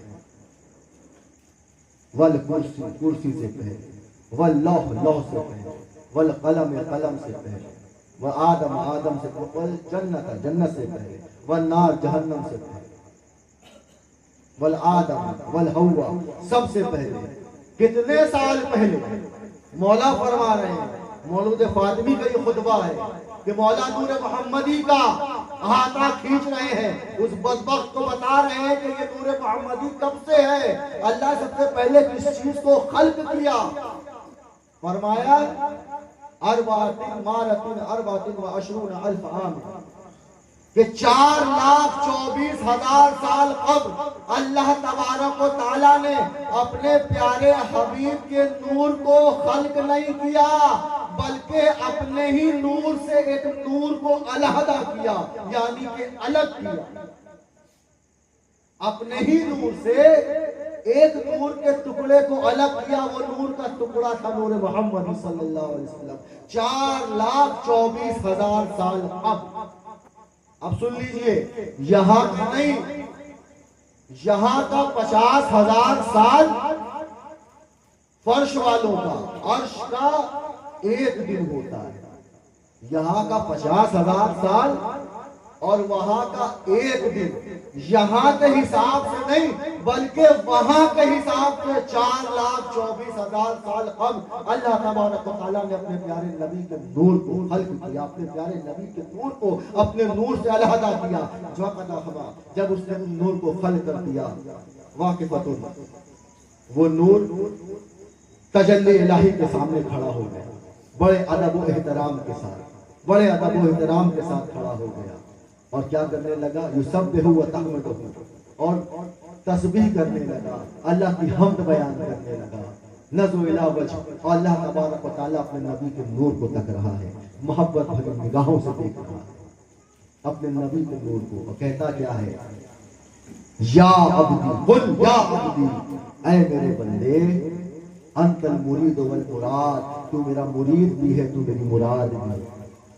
جملہ سننے کا مولا فرما، کیا کہا رب نے؟ قل یا عبدی انت مولا انت المرید والمراد، کہ میرے حبیب تم اے میرے بندے تو میرا مرید بھی ہے، تو میری مراد بھی ہے۔ مرید اس لیے کہ تو نے میری تسبیح کی، میری تمحید کی، اور مراد اس لیے کہ میں نے تجھے خلق کرنے کا ارادہ کیا، اس لیے تو میری مراد ہے۔ یہاں کہیں کہ بات کو روکا نہیں، بات کو آگے بڑھایا، بات کو آگے بڑھا کر کہتا کیا ہے، لولا کا لما خلقت الافلاق، اے میرے حبیب اگر تو نہ پیدا کیا جاتا تو کچھ نہ پیدا کیا جاتا، نہ یہ فرش ہوتا، نہ وہ عرش ہوتا، نہ زمین نہ آسمان، نہ جنت نہ جہنم، نہ قرآن نہ تلاوتیں، نہ مسجد نہ سجدہ گاہیں، نہ کوئی شفاعت کا کاروبار ہوتا، نہ کوئی شفاعت برپا ہوتی، نہ کوئی یوسف ہوتے، نہ کوئی مصر کا بازار ہوتا۔ اے محمد اگر آپ نہ ہوتے تو کچھ نہ ہوتا۔ یہ بیان کر رہا ہے اور آپ کے اوصاف بیان کر رہا ہے۔ وہ نبی جب براہ راست بلا فصل، وہ نبی کا نور جب اللہ تبارک و تعالیٰ سے اپنے اوصاف سنتا ہے، اپنے کمالات، اپنے فضائل سنتا ہے، وَتَلَالَ نُورًا وَأَرْفَعَ، وہ نور اور چمکنے لگتا ہے اور بلندی پر پہنچ جاتا ہے۔ کہ اللہ تبارک و تعالیٰ اس نور سے 12 حجابوں کو پیدا کرتا ہے، حجاب القدرہ، حجاب الحیبہ، حجاب البردہ، حجاب العابہ، حجاب الشفاعہ، 12 حجابوں کو خلق کرتا ہے۔ اس کے بعد حکم دیتا ہے امرہ دخل فی الحجاب القدرہ، میرے حبیب کہ نور کو حکم دیتا ہے کہ حجاب القدرت میں داخل ہو جائیے۔ یہ کون فرما رہا ہے؟ یہ مولا فرما رہے ہیں، حجاب القدرت میں داخل ہو جائے۔ میرے نبی کا نور حجاب القدرت میں داخل ہو جاتا ہے۔ حجاب القدرت میں جیسے ہی داخل ہوتا ہے کہتا کیا ہے، سبحان ربی الاعلی و بحمدہ کی تسبیح کرنے لگتا ہے۔ 12,000 سال کا میرے نبی کا نور سبحان ربی الاعلی و بحمدہ کا کیا کرتا ہے؟ تسبیح کرنے لگتا ہے۔ بعض لوگوں نے کہا کہ نماز قائم کرنا تو قرآن میں ہے، لیکن پڑھنے کا طریقہ جو ہے وہ نبی نے بتایا ہے، بالکل بتایا ہے، تسبیحیں بتائی ہیں۔ پھر اس میں لوگوں نے اس میں کہا کہ کتنی رائے، متفق رائے، کسی سے مجھے کوئی وہ نہیں ہے، میں رد نہیں کرتا کسی کا۔ کیا کہا کہ وہ جب معراج پر گئے تھے تو وہ انداز دیکھا تھا، وہ تسبیحیں تھیں، کوئی کچھ پڑھ رہا تھا، وہی انہوں نے نماز میں استعمال کیا۔ نہیں صاحب، نہ موسیٰ تھے، نہ عیسیٰ تھے، نہ ابراہیم تھے، کوئی نہیں تھا، صرف اللہ تھا، اس کے حبیب کا نور تھا۔ اس وقت یہ حضور کلمات ادا کر رہے تھے جو آج ہم سجدے میں ادا کرتے ہیں، سبحان رب العالی و بحمدہ۔ خیر، اللہ تبارک و تعالیٰ نے 12 حجابوں سے گزارا۔ جب 12,000 حجاب القدرہ میں گزرا، اس کے بعد حجاب الحیبہ، حجاب الحیبہ میں 11 سال، 11,000 سال اسی انداز سے آخر میں حجاب الشفاعہ میں آئے۔ اس کے بعد اللہ تبارک و تعالیٰ نے اس نور سے ایک سمندر کو 20 سمندروں کو پیدا کیا۔ وہ علم کا سمندر، اس میں اتنا علم تھا یا وہ خدا جانتا ہے یا خدا کا مصطفیٰ جانتا ہے۔ حضور علیہ السلام کو حکم ہوا کہ اس سمندر میں غوطہ زن ہو جائے۔ وہ نبی کا نور 1000 سال اس علم کے سمندر میں غوطہ زن ہو گیا۔ جب وہ نور وہاں سے نکلا اور بات شامل، اس میں سے قطرے ٹپکنے لگے، قطرات، اس میں سے قطرات ٹپکنے لگے۔ اس نبی کے نور سے بھی قطرے ٹپکنے لگے۔ کتنے قطرے ٹپکے؟ 1,24,000 قطرے ٹپکے۔ فرماتے ہیں مولا کہ ہر ایک قطرے سے ایک نبی کو خلق کیا گیا، ہر ایک قطرے سے ایک نبی کو خلق کیا گیا۔ جیسے ہی نبی، جب تمام نبیوں کا جو ہے وہ نور خلق ہوتا ہے، وہ تمام قطرے جو اور دیگر انبیاء کے تھے 1,24,000 کم و بیش، وہ نور محمدی کا طواف کرنے لگے، کما حج البیت، جیسے کہ کعبے کا طواف حجاج کرتے ہیں، اس انداز میں کرتے رہے۔ اس کے بعد اللہ نے اپنے پیارے نبی کے نور سے ایک موتی، جوہرتن، ایک موتی کو خلق کیا۔ اس موتی کے 2 ٹکڑے کیے، قسمہ و قسمائیں، اس کے 2 ٹکڑے کیے۔ نبی کے نام کی مٹھاس تھی، وہ کھارا پانی تھا، نبی کے نام کی مٹھاس تھی، وہ میٹھے پانی میں تبدیل ہو گیا۔ اور جو دوسرا تھا، دوسرے موتی سے اس نے عرش کو پیدا کیا، عرش کے نور سے کرسی کو پیدا کیا، کرسی کے نور سے لوح کو خلق کیا، لوح کے نور سے قلم کو خلق کیا۔ ہائے ہائے ہائے ہائے، ارے جس قلم کی خلقت میرے نبی کا صدقہ ہو، اس نبی کو کوئی کہے کہ لکھنا پڑنا نہیں۔ جس قلم کی خلقت نبی کا صدقہ ہو، جب وہ قلم خلق ہو گیا تو رب نے کہا اکتب توحیدی، لکھ۔ جب قلم نے ڈائریکٹ بلا فصل جب رب سے سنا، جب کلام سنا تو اس پر ہیبت طاری ہو گئی، گشت کھا کے گر گیا ہزارہ سال۔ فقط افاقہ، جب اسے افاقہ ہوا وہ اٹھا، چھوڑا اپنے آپ کو، قلم میں سنبھالا، کہتا ہے اے رب کیا لکھوں؟ اختر توحید، میری توحید لکھ، میری تعریف لکھ۔ کہا کیا لکھوں؟ کہا لکھ لا الہ الا اللہ محمد رسول اللہ۔ جب قلم نے لکھنا شروع کیا، جب لا الہ الا اللہ لکھنے کے بعد جب لفظ محمد پر آیا تو گشت کھانے لگا، کہنے لگا اے باری تعالیٰ یہ کون ہے محمد؟ من ہوا محمد، جس کے نام کو تو نے اپنے نام کے ساتھ جوڑ رکھا ہے، یہ بڑا فضیلت و کمال والا معلوم پڑتا ہے۔ تو وہ رب فرماتا ہے بلا فصل قلم سے، اے قلم جان اگر یہ نہ ہوتے تو تو بھی نہ ہوتا، لولا قلم خلقت الافلاق۔ یہ سراج منیر ہے، یہ شفیع ہے، اور حضور کے قصیدے بیان کیا۔ جب حضور کے فضائل بلا فصل قلم نے سنا تو اس کے اندر نام محمد میں اتنی مٹھاس تھی۔ آپ کو پتا ہے جب کسی چیز میں زیادہ مٹھاس ہو جائے تو وہ کیا ہوتی ہے؟ پھٹ جائے گا۔ واٹر میلن، پومیگرینیٹ، چاہے تربوز، انار، بہت سارے پھل ہوتے ہیں جس میں جب زیادہ مٹھاس آتی ہے تو وہ پھٹ جاتا ہے۔ یہی حال یہاں بھی ہوا، جب قلم نے نام مصطفیٰ، نام محمد صلی اللہ علیہ وسلم اور ان کے فضائل جب سنے نا، فشقت تلاوت محمد، ذکر تلاوت محمد رسول اللہ صلی اللہ علیہ وسلم، حضور علیہ السلام کے نام میں اتنی مٹھاس تھی، اس کی حلاوت سے وہ قلم جو ہے وہ پھٹ جاتا ہے، اور پھٹنے کے بعد جملے کیا ادا کرتا ہے؟ السلام علیکہ یا رسول اللہ۔ کیا کہا؟ السلام علیکہ یا رسول اللہ۔ قلم نے سلام کیا، نبی پر جواب دیتا ہے رب علیکہ السلام۔ اسی لیے کہا کہ جواب واجب ہے، جواب واجب ہے۔ یہ شان ہے، شان بیان کون کر رہا ہے؟ جس نے تمام عمر کہتا رہا سلونی سلونی، ہے کوئی مجھ سے پوچھنے والا، ہے کوئی مجھ سے جاننے والا، وہ مولا علی کی ذات ہے کہ میں عنقریب تمہارے درمیان کروں گا۔ مولا چاہتے تھے کہ علم سے سب کا سینہ معمور ہو جائے، لوگ حقیقت کو جان لیں۔ مولا فرماتے ہیں کہ اگر میں بسم اللہ ہر صرف بے کے نقطے پہ اگر میں تفسیر لکھنے آ جاؤں تو 70 اونٹے لاد دوں، اتنا علوم و فنون تھا۔ ایسا ہی رسول اللہ نے نہیں کہا کہ انا مدینۃ العلم وعلی بابها، کہ میں علم کا شہر ہوں، علی اس کا دروازہ ہے، میں حکمت کا شہر ہوں، علی اس کا دروازہ ہے۔ دونوں چیزیں، دونوں روایتیں۔ ارے آپ کو اگر علم سیکھنا ہے تو علی کے در پر آنا پڑے گا، علی آپ کو بتائے گا کہ قرآن کیا ہے، کیونکہ علی بولتا قرآن ہے۔ جب صحابہ قرآن کی تلاوت بھی کرتے رہتے نا، جب مولا علی کی آمد ہوتی تو قرآن بند کر دیتے، تو مولا پوچھتے قرآن کی تلاوت کر رہا تھا بند کیوں کر دیا؟ مولا یہ سامع قرآن ہے، آپ ناطق قرآن ہے، تو میں نہ بند کرتا۔ اگر حضور سے یہ نہ سنا ہوتا کہ علی تو بولتا قرآن، علی تو بولتا قرآن۔ ارے قربان جاؤں، اس نبی اکرم صلی اللہ علیہ وآلہ وسلم نے اپنی اہل بیت اطہار کے فضائل بیان نہیں کیے ہیں، صرف بتائے نہیں ہیں بلکہ دکھائے ہیں۔ چاہے دوش پر سوار ہونا ہو اور چاہے غدیر کی خون کی وادیوں میں ہاتھوں کو بلند کر کے مولائیت کا اعلان کرنا ہو، تمام عالم کو یہ دکھا دیا کہ کوئی اس میں کسی اور کو نہ جوڑ لے۔ من کنت مولاؤ فہذا، ہاتھ بلند کر کے، ہاتھ بلند کیا، اس کے بعد لفظ ہاذا استعمال کیا، ہاذا کا صیغہ، ہاذا علی، یہ علی، من کنت مولاؤ فہذا علی مولا، جس کا میں مولا ہوں اس کا یہ علی مولا ہے۔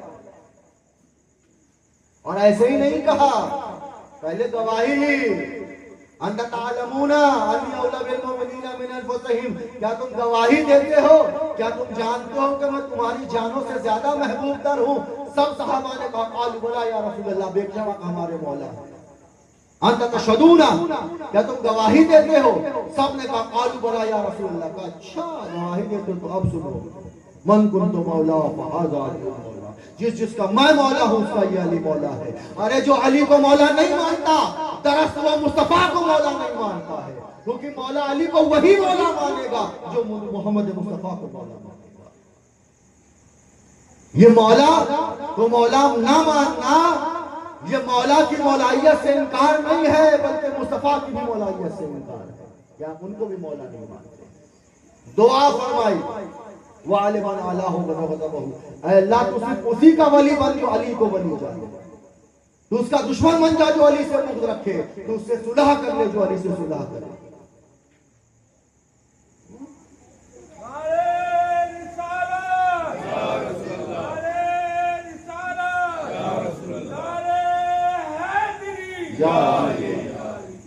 حضرات گرامی دعا مانگی جو علی کو ولی مانے، جو علی کو ولی مانے اللہ تو صرف اسی کا ولی بن، تو اس کا دشمن بن جا جو علی سے بغض رکھے، تو اس سے محبت کر جو علی سے محبت کرے، تو صلح کر اس سے جو علی سے صلح کرے۔ یہ دعا مانگی نبی نے، یہ سننا تھا۔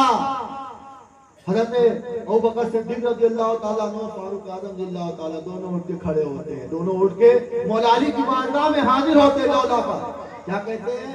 بخلق یا علی ابن ابی طالب، اے علی ابن ابی طالب، آپ کو مبارک ہو مبارک ہو مبارک ہو، آپ کو آپ کی صبح و شام مبارک ہو، انت مولا یا مولا کل مومنین، آج سے آپ ہمارے بھی مولا ہے اور تمام مومنوں کے بھی مولا ہے۔ ارے یہ صحابہ کرام کی محبت دیکھو، وہ مولا مان رہے ہیں۔ آپ دیکھیں نا صحابہ کس انداز سے محبت کر رہے ہیں، کس انداز سے پیش آ رہے ہیں مولا علی سے۔ حضرت سیدنا فاروق اعظم رضی اللہ تعالیٰ عنہ فرماتے ہیں 33 مقامات پر کہ اگر علی نہ ہوتے تو یہ عمر ہلاک ہو جاتا، اور ہلاک مرنے کو نہیں کہتے ہیں بلکہ ایمان سے خاتمے ہونے کا نام ہلاکت کہلاتا ہے۔ یہ آپ کے کردار، یہ آپ کے محبت کے انداز ان سے یہ ہو گئے۔ بڑا مشہور واقعہ سنا تو میں شارٹ میں ختم کرتا ہوں، مطلب جو میں بات کہنا چاہ رہا ہوں۔ کون؟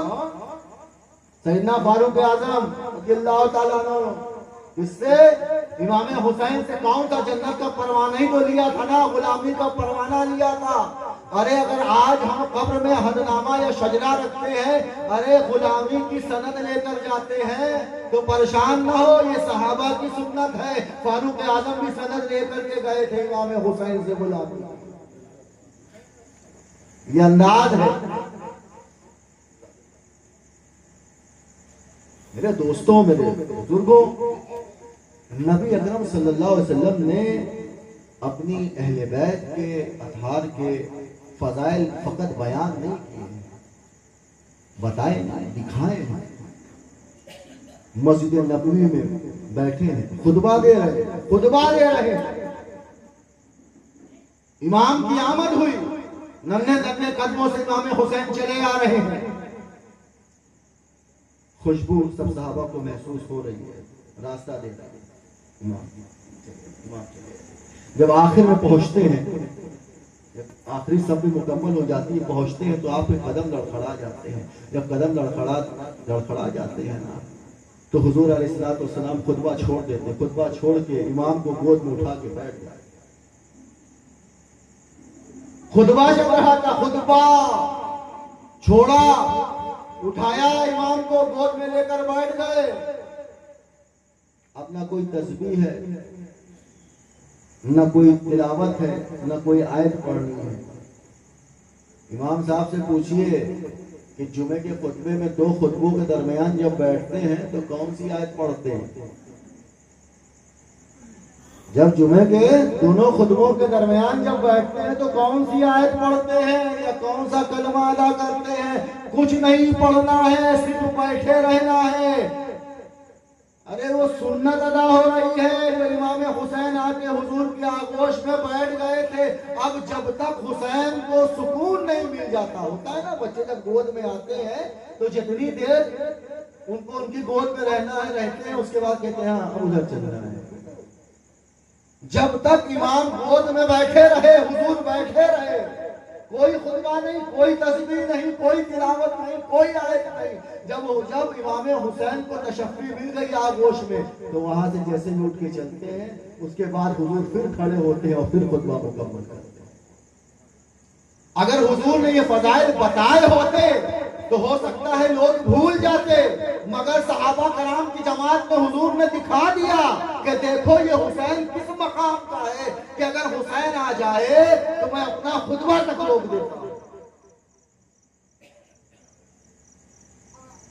دکھائے ہیں حضور نماز میں سجدے کی حالت میں ہے, حسنین کریمین سوار ہیں. بہت واقعہ آپ نے سنا ہوگا.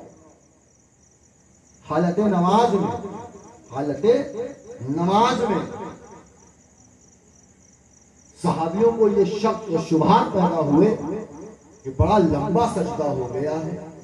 ایسا تو نہیں, ان کے ذہن میں خیال آیا کہ حضور کی روح میں تو کوئی فصل اتری سے پرواز تو نہیں, کوئی حادثہ تو نہیں پیش آ گیا. انہوں نے سجدے کی حالت میں سر کو اٹھایا, سر کو اٹھا کر دیکھا, اچھا حسنین بیٹھے ہیں, حسین بیٹھے ہیں.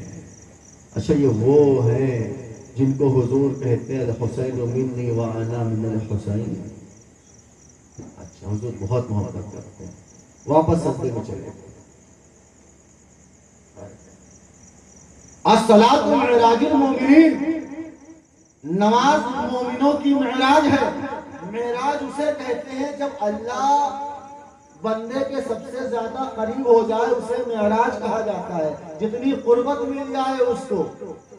اور مومنوں کی نماز معراج ہے, اور سب سے زیادہ اللہ کا قرب کب حاصل ہوتا ہے جب وہ سجدے کی حالت میں ہو. اور وہ نبی کا سجدہ, وہ رسول کا سجدہ جس نے اس رب کو بے حجاب دیکھا ہو, اپنی کھلی آنکھوں سے دیکھا ہو, اگر وہ سجدے میں ہے تو معلوم کیا ہے کہ بارگاہ خداوندی میں موجود ہے. اور بارگاہ خداوندی میں موجود ہونے کے باوجود خیال حسین ہے کہ حسین نہ گر جائے. بارگاہ خداوندی میں موجود رہنے کے باوجود لوگ کہتے ہیں نا دنیا کے خیال سے نماز فاسد ہو جاتی ہے. نبی کے نماز میں حسین کا خیال ہے, نماز نہیں جا رہی. اب سوچیے تسبیح کیسی ہوگی. کتنی تسبیح پڑھتے سجدے میں؟ 3 5 7 9 11 13 15 17. اب گنتی ختم. سبحان رب الاعلی, سبحان رب الاعلی, سبحان رب الاعلی, سبحان رب الاعلی. اٹھنا تو کبھی ہے جب حسین ہٹ جائے. ہاں حضور نے سر جھکایا تھا خدا کے لیے. حضور نے سر کو جھکایا تھا خدا کے لیے, نہیں اٹھا رہے ہیں حسین کے لیے.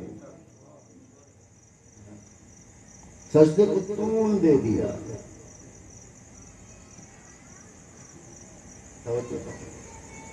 کوئی تسبیح نہیں, لیکن کیا بدلہ چکایا ہے اس سجدے کے طول کا.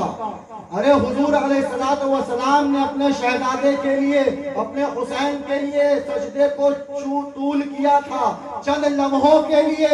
وہی حسین نے بدلہ چکایا اپنے نانا کے دین کی بقا کے خاطر. اس نے اپنے سجدے کو ایسا طول دیا کہ کربلا میں سجدہ کیا, آج تک سجدے میں ہے, قیامت تک سجدے میں رہیں گے. نعرہ تکبیر, نعرہ رسالت, لبیک یا رسول اللہ, لبیک یا رسول اللہ, لبیک یا رسول اللہ, سرکار کی آمد.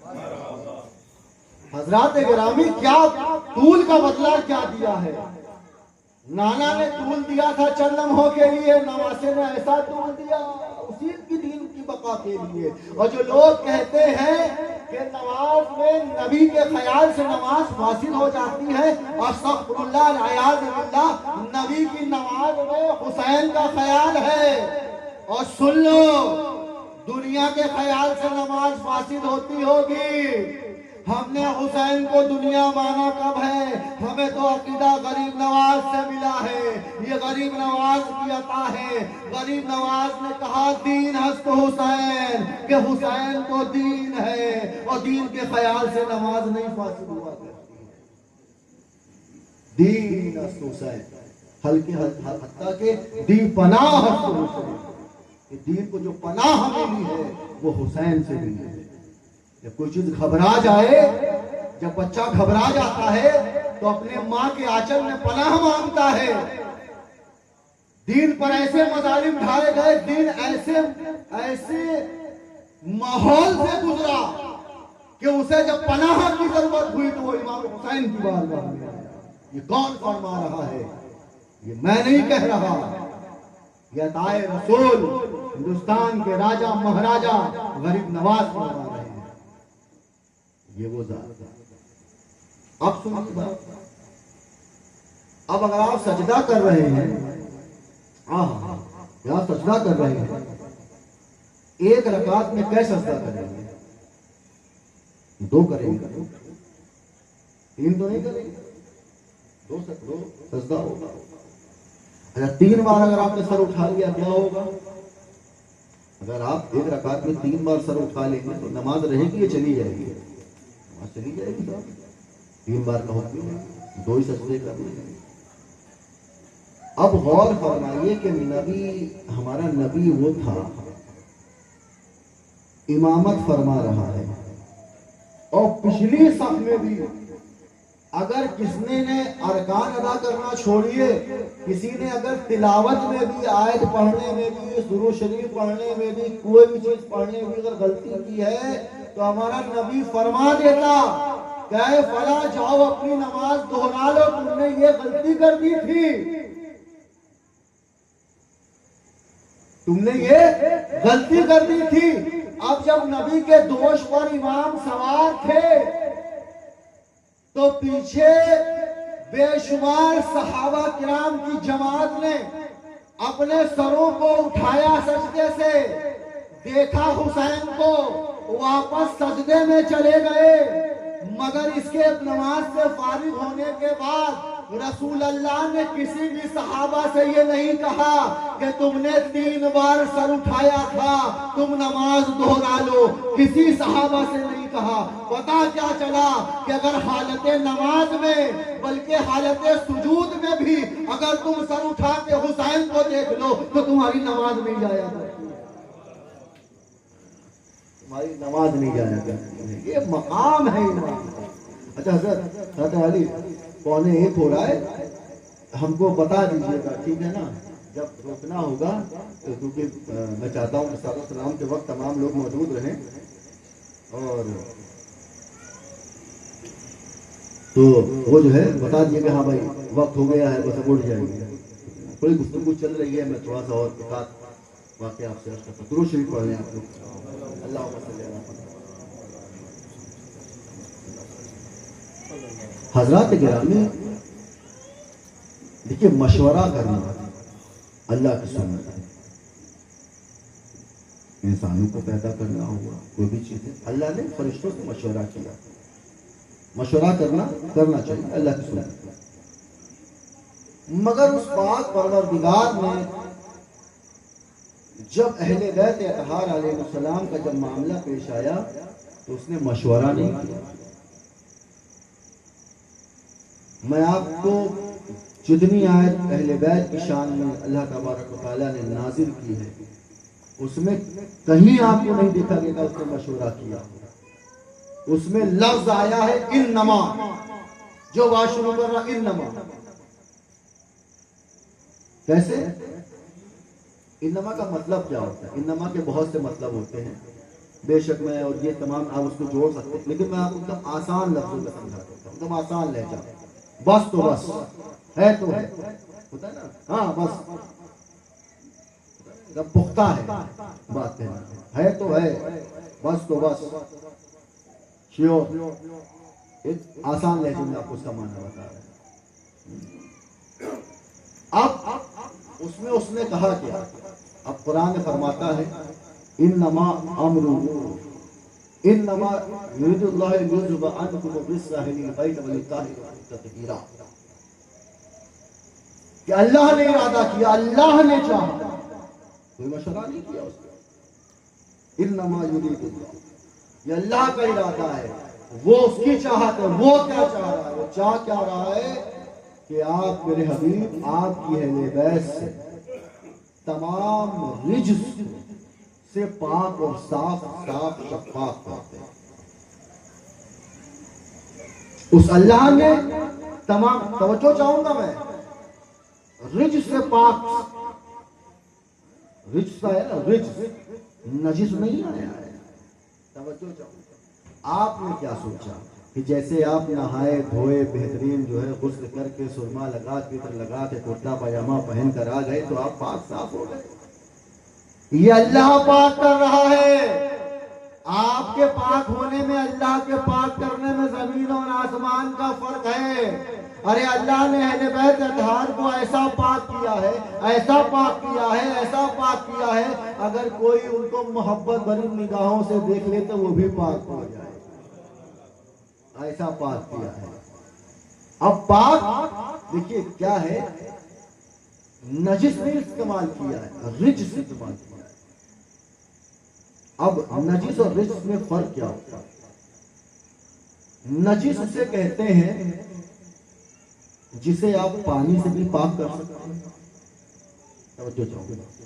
پانی سے بھی پاک کر سکتے ہیں، دھوپ کی شعاعیں بھی اس کو پاک کر سکتی ہیں، مٹی کی رگڑ بھی اس کو پاک کر سکتے ہیں. کوئی نجاست نہیں، اسے کہتے ہیں نجس. اللہ نے نجس نہیں فرمایا، کہا رجس. اگر کوئی نجس چیز ہو یہ تو تمام اشیاء اس کو پاک کر سکتی ہے، مگر رجس ایسی چیز ہوتی ہے نہ اس کو پانی پاک کر سکتا ہے، نہ دھوپ کی شعاعیں پاک کر سکتی ہے، نہ مٹی کی رگڑ پاک کر سکتی ہے. وہ پاک ہو ہی نہیں سکتا. میرے حبیب کی آل، میرے حبیب کی اہل بیت کو تمام رجس سے پاک کر دیا ہے. یعنی جو رجس ہوگا وہ نبی کے اہل بیت کے قریب آ ہی نہیں سکتا. رجس کہتے کسے ہیں کہ جس کی روح ہی ناپاک ہو، اسے کیا پانی پاک کرے. اس لیے لفظ استعمال ہوا ہے رجس، یعنی کہ جس کی روح ہی ناپاک ہے وہ اہل بیت سے محبت نہیں کر سکتا ہے. تمام رجس سے پاک کر دیا ہے اللہ تبارک و تعالیٰ نے اہل بیت اطہار کو. ایک حضور علیہ السلام کے پاس صحابہ نے پوچھا، یا رسول اللہ اگر کسی کی روح ناپاک ہو جائے تو روح کو پاک کیسے کیا جائے؟ ارے قربان جاؤ شان مصطفیٰ پر، قربان جاؤ حضور علیہ السلام پر. وہ نبی جو اپنی طرف سے نہیں بولتا، جو رب کہلواتا ہے وہ وہی بولتا ہے. میرے نبی نے کہا کہ اگر روحوں کو پاک کرنا ہے تو علی سے محبت کرو. علی کی محبت روحوں کو پاک کیا، علی کی محبت روحوں کو پاک کیا کرتی ہے. حضرات گرامی تمام رجس سے پاک کرتی ہے. یہ وہ ذوات مقدسات ہیں جس کا فضیلت، جس کے فضائل نبی نے دکھائے ہیں. چاہے وہ دوش پر ہو، چاہے آغوش میں ہو، چاہے سواری کے طور پر ہو. جب کانوں میں بیٹھال کر گھماتے مدینے کی گلیوں میں تو صحابہ کہتے واہ واہ شہزادوں کیا سواری پائی ہے، تو حضور فرماتے کہ مجھ سے کیوں نہیں پوچھتے کہ کیا سوار پایا ہے. حضرات گرامی یہ شان ہے. ایک بات میں عرض کروں گا، اس کے بعد میں رخصت ہوں گا، 1:45 ہو گیا. اور ایک بات اور کہوں گا.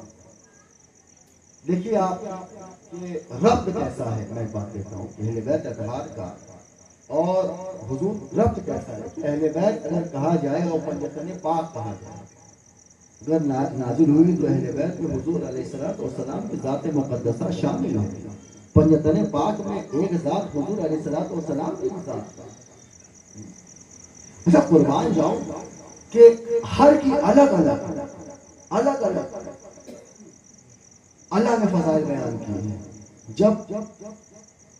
جب حدیث قصہ، جب معاملہ، جب قصہ والا معاملہ ہوا تو جب حضور نے کالی کملی میں جب سب کو لے لیا تو جبریل دیکھ رہے تھے کہ کون کون ہوا. اس کے باوجود جبریل کہتے کیا ہیں کہ اللہ اس کے اندر کون کون ہے. تو اللہ کو کیا کہنا چاہیے تھا؟ یہ رسول ہے، رسول کی بیٹی ہے، رسول کا بھائی ہے یا داماد ہے یا رسول کے شہزادے ہیں. نہیں کہا. کیا کہا کہ اس میں فاطمہ ہے، فاطمہ کے والد ہیں، فاطمہ کے شوہر ہیں اور فاطمہ کے اولادیں ہیں. یعنی ہر کوئی انفرادی مقام دیا ہے. یہ قربان جاؤں باہر کہ جب حضور علیہ الصلوۃ والسلام اس ظاہری دنیا سے پردہ فرما گیا تو ایک حضرت عبداللہ ابن عباس حضرت عباس بن عبد المطلب رضی اللہ تعالیٰ، حضرت عباس بن عبد المطلب وہ مولا علی کے پاس آتے ہیں. کہتے ہیں علی، نبی کے جو تمام تبرکات ہیں، ان کا جو لباس ہے، ان کا عبا ہے، مشتری ہے، وہ تو مجھ کو دے دے. میں خاندان کا سب سے بڑا بزرگ ہوں اور یہ حق مجھ پر پہنچتا ہے، یہ حق میرا ہے کہ حضور کے تمام تبرکات میرے پاس رہیں. تو مولا فرماتے جی چچا جان آپ تشریف رکھیں، میں ابھی لے کر حاضر ہوا. وہ حضور کے تمام تبرکات لے کر آتے ہیں. مولا علی سر پر امامہ رکھتے ہیں، عبا پہناتے ہیں حضور کا، گود میں دستار رکھتے ہیں، ہاتھ میں مشتری تھماتے ہیں. کہتے ہیں چچا جان کھڑے ہو جائے. حضرت عباس بن عبد المطلب فرماتے ہیں کہ میں نے بڑھاپے میں جوانی والا زور لگا دیا مگر میں ہل بھی نہ سکا. میں نے کہا ہے علی تو نے میرے اوپر کتنا بھاری وزن رکھ دیا ہے کہ میں ہل بھی نہیں پا رہا ہوں. یہ کتنا وزن ہے، یہ کتنا بڑا بوجھ ہے. اتنا سننا تھا. مولا نے کہا حسن، یا امام حسن تشریف لائے. امام حسن کے سر پر وہی امامہ رکھا، عبا پہنایا، گود میں دستار کی، ہاتھ میں مشتری تھمائی. کہا حسن کھڑے ہو جاؤ. حسن کھڑے ہو گئے. کہا حسن چلو. حسن چلنے لگے. کہا حسین، امام حسین سر پر وہی امامہ، وہی عبا پہنایا، وہی دستار کی، انگشتری تھمائی. کہا حسین کھڑے ہو جاؤ. حسین کھڑے ہو گئے. کہا حسین چلو. حسین چلنے لگے.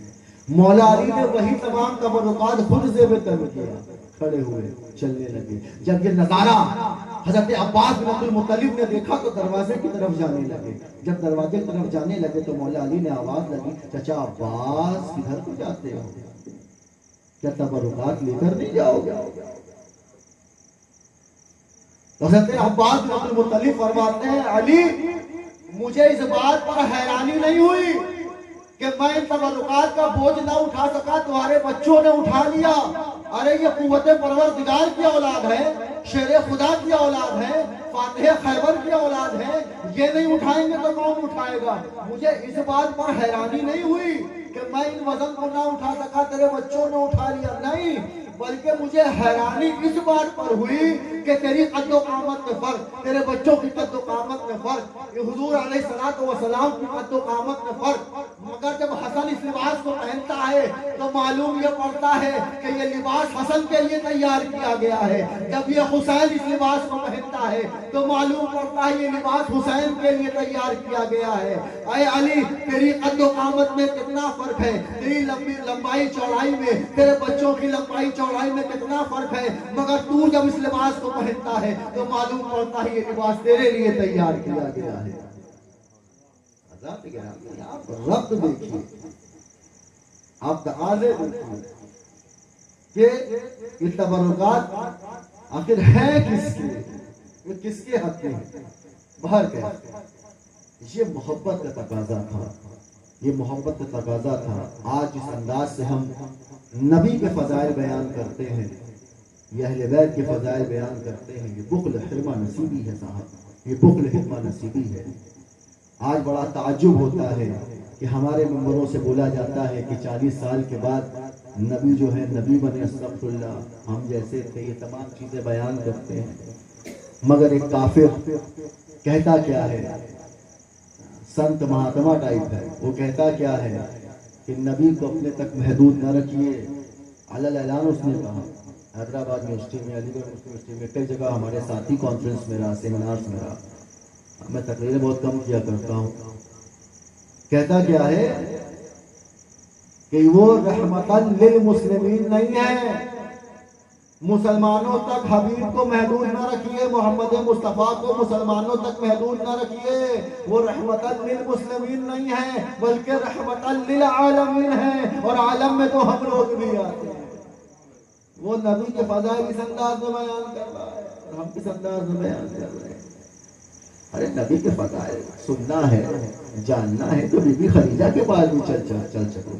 ایک بات میں آپ کو چل رہا ہوں کہ وداعی سے پہلے میں بی بی پاک کی بارگاہ میں جانا چاہوں گا۔ آئے ہائے ہائے، جس کا احسان ہے اس امت پر، جس کا مال و زر خرچ ہوا ہے امت پر، وہ حضور کی زوجہ۔ اور آپ کو میں ایک بات اور بتا دوں کہ حضور جو ایک ہوتا ہے نا شادی کا ایک انداز ہوتا ہے، دولہا بننا، سہرا بننا، صافا بننا، سر سور کے گھر سے نکلنا نکاح کے لیے، حضور نے اس دور پر جو نکاح ہوا وہ حضور کا واحد تھا، وہ بی بی خدیجہ الکبریٰ رضی اللہ تعالیٰ عنہا سے سلام اللہ علیہا سے ہوا تھا۔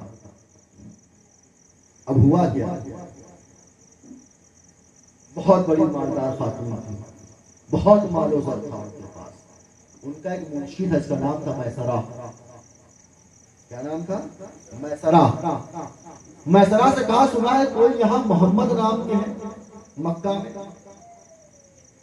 ابو طالب کے بھتیجے ہیں۔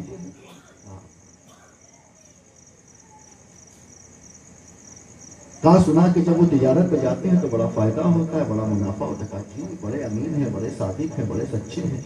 ہائے ہائے ہائے، ابھی قرآن کا نزول نہیں ہوا ہے، ابھی آئے نہیں آئی، ورزش کا زمین نہیں آیا، خلق نہیں آیا ہے، ابھی کچھ نہیں آیا ہے، اور نبی کی صداقت امانت کی لوگ مثالیں پیش کر رہے ہیں۔ ارے ہمارا نبی تو وہ نبی ہے، ابھی قرآن نازل نہیں ہوئی، اس کے نزدیک نہ جانے کیا کیا چیزیں ہیں۔ اب کیا ہے، بلایا، کہا میسرہ بلایا، نبی آ گیا، پردے کی آڑ میں وہ پاک دامن بیوی گفتگو کر رہی ہے کہ ہمارا بھی مال تجارت لے جائے تجارت کے لیے۔ کہا ٹھیک ہے، کہا لے جاؤں گے، لیکن میرے نزدیک کچھ چیزیں جائز ہیں، کچھ ناجائز ہیں۔ حضور فرما کیا رہے ہیں کہ میرے نزدیک کچھ چیزیں جائز ہیں، کچھ چیزیں ناجائز ہیں۔ ابھی قرآن کا نزول نہیں ہوا ہے، ابھی جائز اور ناجائز میں فرق نہیں ہوا ہے، لوگ آپ کی مثالیں دے رہے ہیں۔ ارے نہیں تو جانا ہی نہیں، حضور نے 40 سال قرآن بند کر دکھایا ہے، اس کے بعد قرآن پڑھ کر سنایا ہے۔ کہا مجھے منظور، کہا یہ شرط ہے، کہا مجھے حضور تشریف لے گئے۔ میں سرا سے کہا، میں سرا اپنے منشی سے بی بی کہہ رہی ہے، سنو یہ جہاں پڑاؤ ڈالنے کو کہیں وہاں ڈال دیں، جہاں قافلہ بڑھانے کو کہیں بڑھا دینا، ان کی ہاں میں ہاں ملانا، جو کہے وہ کرنا۔ اگر رات کو یہ دن کہیں، بھلے ہی رات کو یہ دن کہیں، بھلے ہی اندھیرا ہو، تم دن کہنا، یہ دن کو رات کہیں، تم رات کہیں، ان کی ہاں میں ہاں ملانا۔ آئے ہائے، سکھا کیا رہی ہیں، یعنی اطاعت خود کر رہی ہیں اور سکھا بھی رہی ہیں اطاعت ایسے کیا جاتا ہے۔ اس کے بعد کہا کیا، سنو ان کے حال احوال کیسے چلتے ہیں، کیسے بولتے ہیں، ان کا تکلم کیسا ہے، گفتار کیسا ہے، جمال کیسا ہے، کمال کیسا ہے، انداز کیسا ہے، بیٹھتے کیسے، اٹھتے کیسے، مسکراتے کیسے، گفتگو کیسے کرتے ہیں، A to Z مجھ کو آ کر پورا پورا بتانا میں سرا کہ ان کے انداز کیسے ہیں۔ باہر کے سفر پر نکل پڑتے ہیں، تجارت پر نکل پڑتے ہیں، ملک شام جایا کرتے تھے آپ تجارت کے لیے، 2-3 ماہ رکا کرتے تھے۔ جب 3 ماہ کے بعد لوٹے نا تو میسرہ آئے، میسرہ آنے کے بعد بی بی پاک سے کہا، بی بی پاک بڑا فائدہ ہوا، اتنا فائدہ ہوا ان کے جانے سے کہ آج تک تجارت میں اتنا بڑا فائدہ کبھی ہوا ہی نہیں تھا جتنا بڑا فائدہ آج ہوا ہے، اب کی بار ہوا ہے۔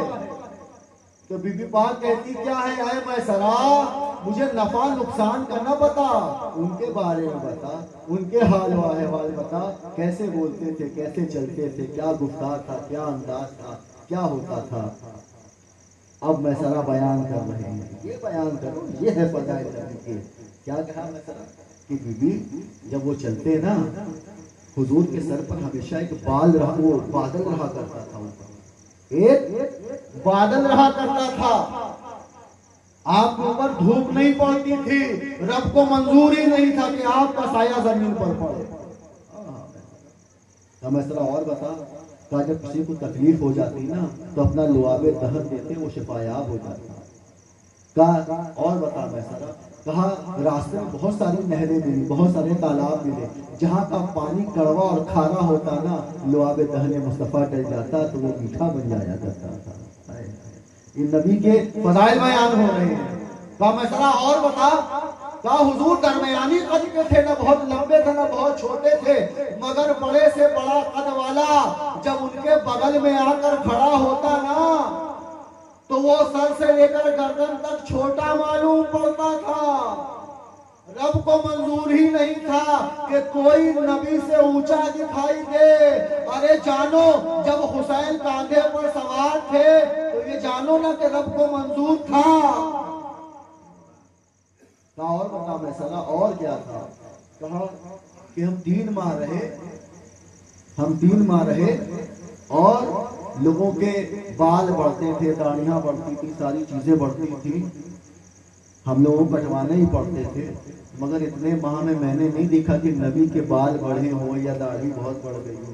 رب کو گوارا ہی نہیں تھا کہ اس کو کاٹا جائے اور وہ گرے، وہ فاضل ہو جائے۔ نبی کا کوئی عزا رب چاہتا ہی نہیں تھا کہ وہ فاضل آپ کے ناخون مبارک تک نہیں بڑھتے۔ ارے جب حجۃ الوداع کے وقت جب آپ نے حلق کروایا، جب آپ نے سر منڈایا تو تمام صحابہ نے ایک ایک بال کو تبرک بنا لیا۔ ارے آج یہی تو شان ہے کہ تمام ممالک میں آپ چلے جائیں تو حضور علیہ الصلوۃ والسلام کے منہ مبارک دکھیں گے۔ قربان جاؤں صاحب، کیا کہیں، لوگ بال کو تو مانتے ہیں مگر آل کو نہیں مانتے،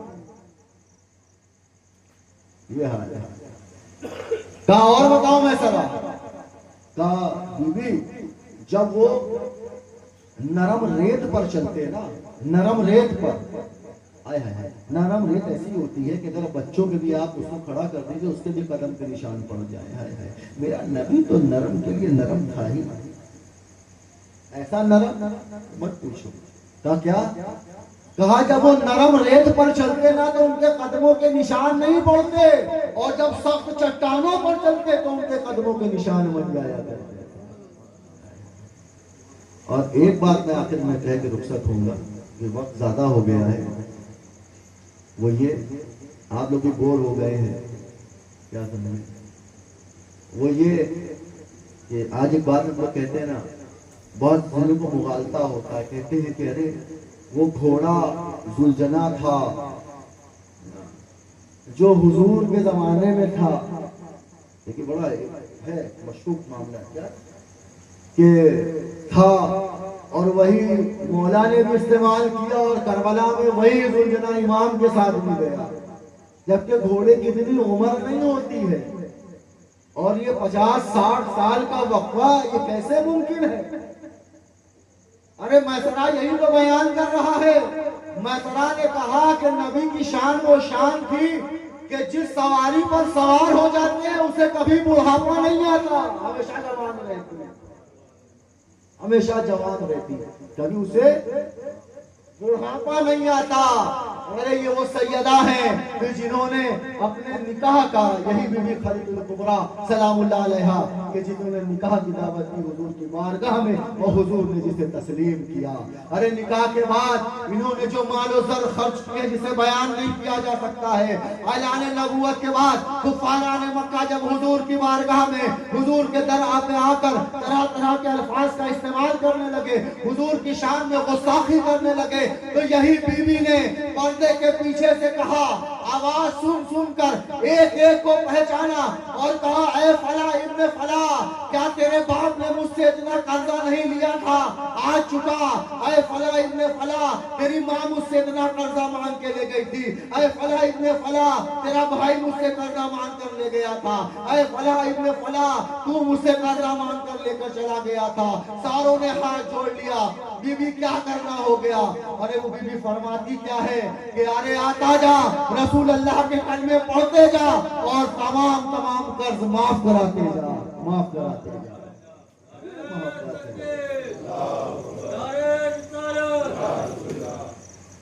محبوب کی محفل کو محبوب سجاتے ہیں، آتے ہیں وہی جن کو سرکار بلاتے ہیں، اور وہ لوگ خدا شاہد قسمت کے سکندر ہیں جو سرور عالم کا میلاد مناتے ہیں۔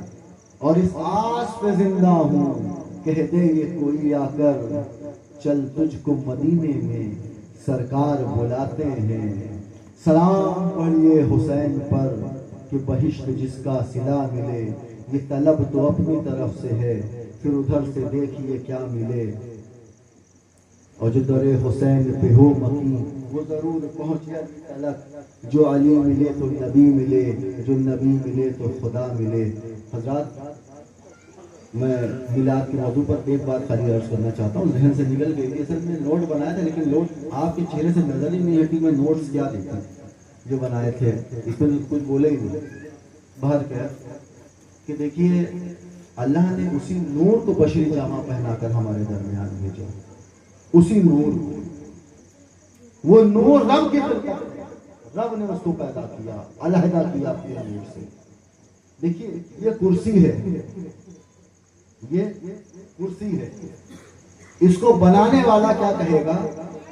اس کو بنانے والا کہے گا کہ لکڑی سے جو ہے میں نے اس کو کرسی بنا دیا، ایک صوفہ بنا دیا، پھر تک اسے کہتے ہیں بنایا، دعویٰ کر سکتا ہے۔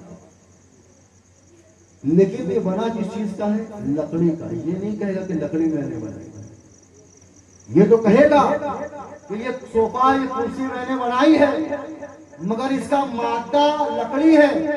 وہ یہ نہیں کہہ سکتا کہ اس نے لکڑی بنائی ہے، لکڑی اس کا مادہ ہے، لکڑی لکڑی رہے گی، لکڑی لکڑی رہے گی، چاہے صوفہ بنا دو، چاہے کرسی بنا دو، چاہے میز بنا دو، نور مادہ ہے نبی کا، نور نور رہے گا، چاہے اسے بشر بنا دو، چاہے اسے جو بنا دو، اسی نور کو رب تعالیٰ نے بشری جامہ پہنا کر ہمارے لیے، آپ کے لیے، سب کے لیے اس دنیا میں بھیجا، تو احسان جتایا آیا۔ لقد من اللہ علی المؤمنین اذ بعث رسولا من انفسہم، لوگوں میرا تم پر بہت بڑا احسان ہے کہ میں نے اتنی عظمت والا رسول تمہارے درمیان بھیج دیا۔ ارے میرے کارخانے قدرت میں اس سے بڑھ کر عظیم نعمت کوئی تھی نہیں، جب میں نے اتنی عظیم نعمت تمہارے درمیان بھیج دیا تو لازم ہو گیا کہ میں تم پر احسان جتا لاؤں، تاکہ تم اسے عام جیسی نعمت سمجھ کر اس کی بے حرمتی اور بے ادبی نہ کرنے لگ جانا۔ اسی نور کو اس نے بشری جامہ پہنا کر 12 ربیع النور شریف کو ہمارے درمیان بھیجا، ہماری فلاح و بہبودی کے لیے، انسانیت کا درس دینے کے لیے۔ تمام حور و ملک سب ان پر درود و سلام پڑھ رہے تھے، تو ہم کیوں قاصر رہے؟ آئیے ہم سب مل کر حضور کی بارگاہ میں صلوات و سلام کا نذرانہ پیش کریں۔